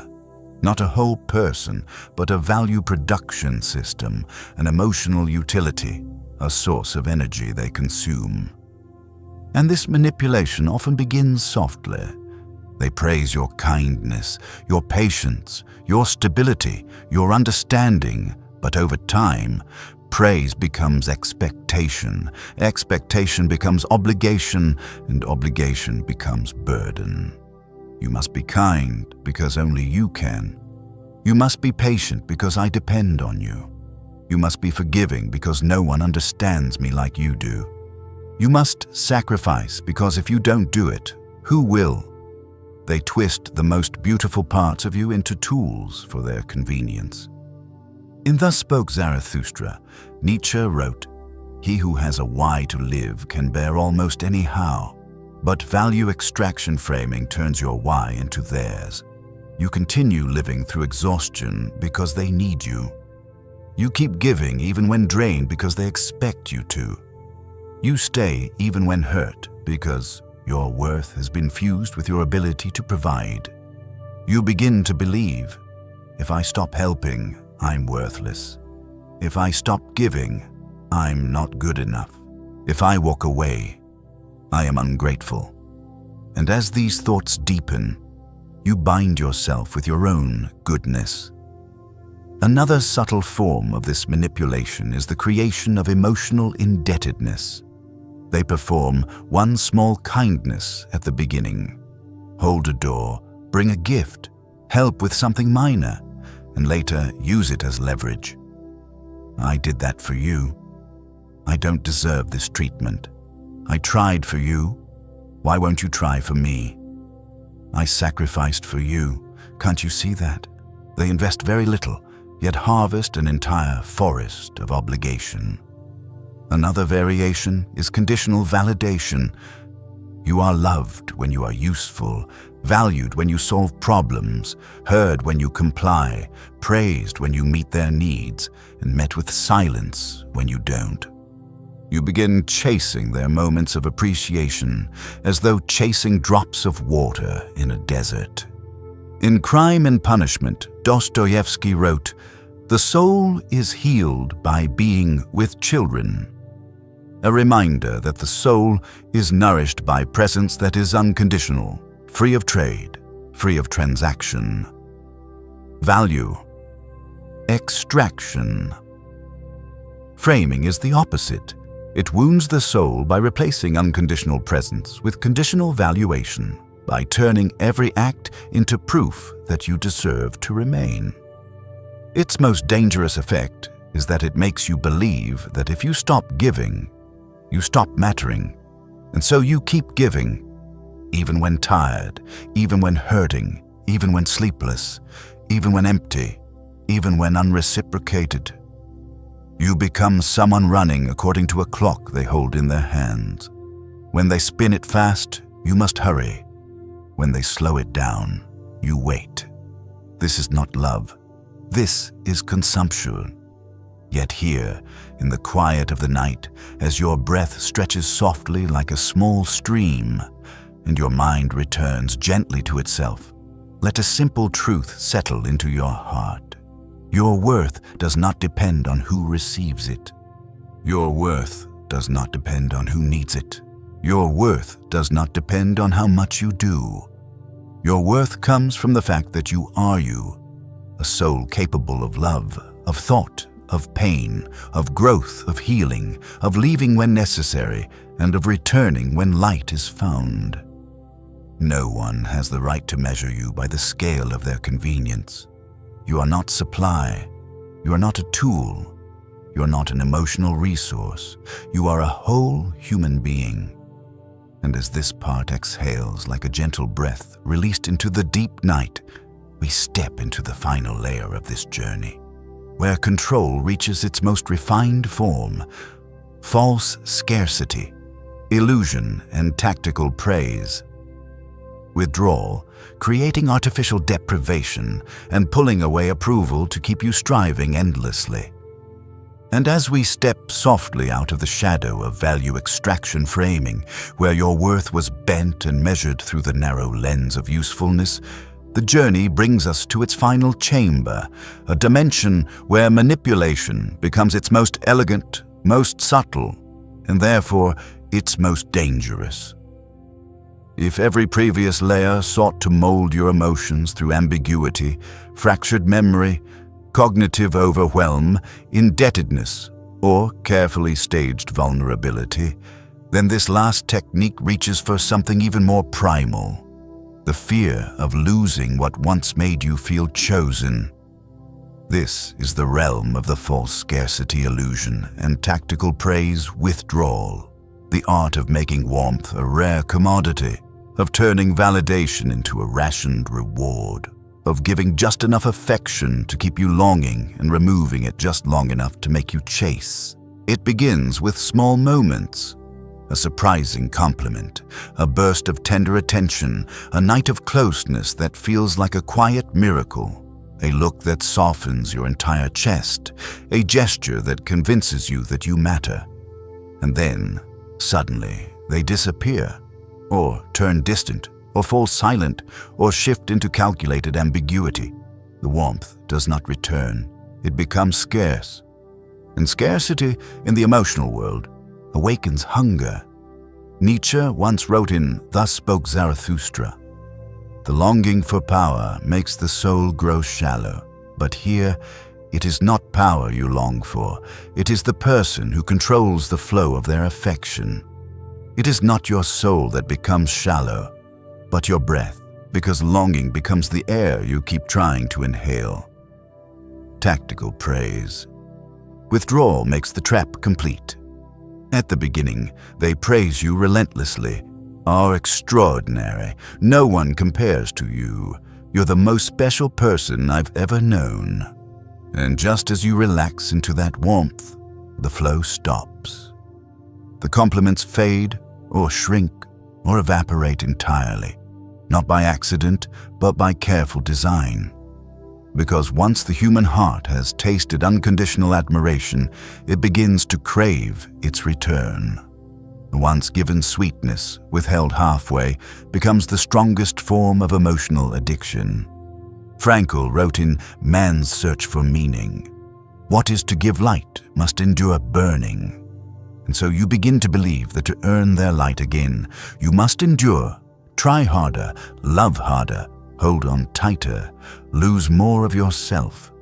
You start to think it is your fault, that if you improve enough, they will return to the way they were, that if you perfect yourself, the warmth will reappear.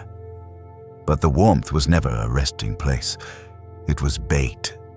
The false scarcity illusion places you in permanent fear, fear of losing their affection, fear of being replaced, fear of being not enough, fear that love is a limited resource they could give to someone else. Tactical praise withdrawal then tells you, you must earn what was once freely given, and so you chase. Not because you love them, though you might, but because you want to feel like yourself again, the version of you reflected in their early admiration. In The Brothers Karamazov, Dostoevsky wrote, "The soul is healed by being with children. Children do not ration affection. They do not withdraw love to discipline. They do not make warmth conditional. True love resembles the arms of a child, constant, uncomplicated, honest. But here, affection becomes a law. Absence becomes punishment, scarcity becomes control, and hope becomes a leash. They may love you intensely one day and vanish the next. They may call you their only one and quickly turn away. They may hold you close, then deny your existence. You move toward them and they move away. Not because they fear love, but because deprivation is the mechanism that keeps you tied to them. And the deepest wound of all is not losing their praise, it is losing the version of yourself that once felt worthy through their eyes. You cling not just to them, but to the reflection of you that they once illuminated. But that reflection was a switch, not a sunrise. Now, in this quiet hour, as your breath settles and your heart softens like a tide finding the shore, let this truth drift into you with the softness of moonlight. Real love does not create scarcity. Real love does not punish with silence. Real love does not withdraw recognition to control your behavior. True love does not make you fear loss. It makes you feel safe. True love does not require performance. It welcomes you even when you are tired, quiet, imperfect. You deserve steadiness, continuity, honesty, warmth that is not rationed or weaponized. You deserve a heart that does not use darkness to hold you. And so, as this final layer closes, the entire journey of 30 psychological manipulations closes with it. A map of shadows, yes, but also a mirror of your resilience. For once you learn to recognize the architecture of manipulation, your inner light begins to rise and you remember the truth. No one, not even the most skilled manipulator, can govern the heart of someone who remembers their own worth.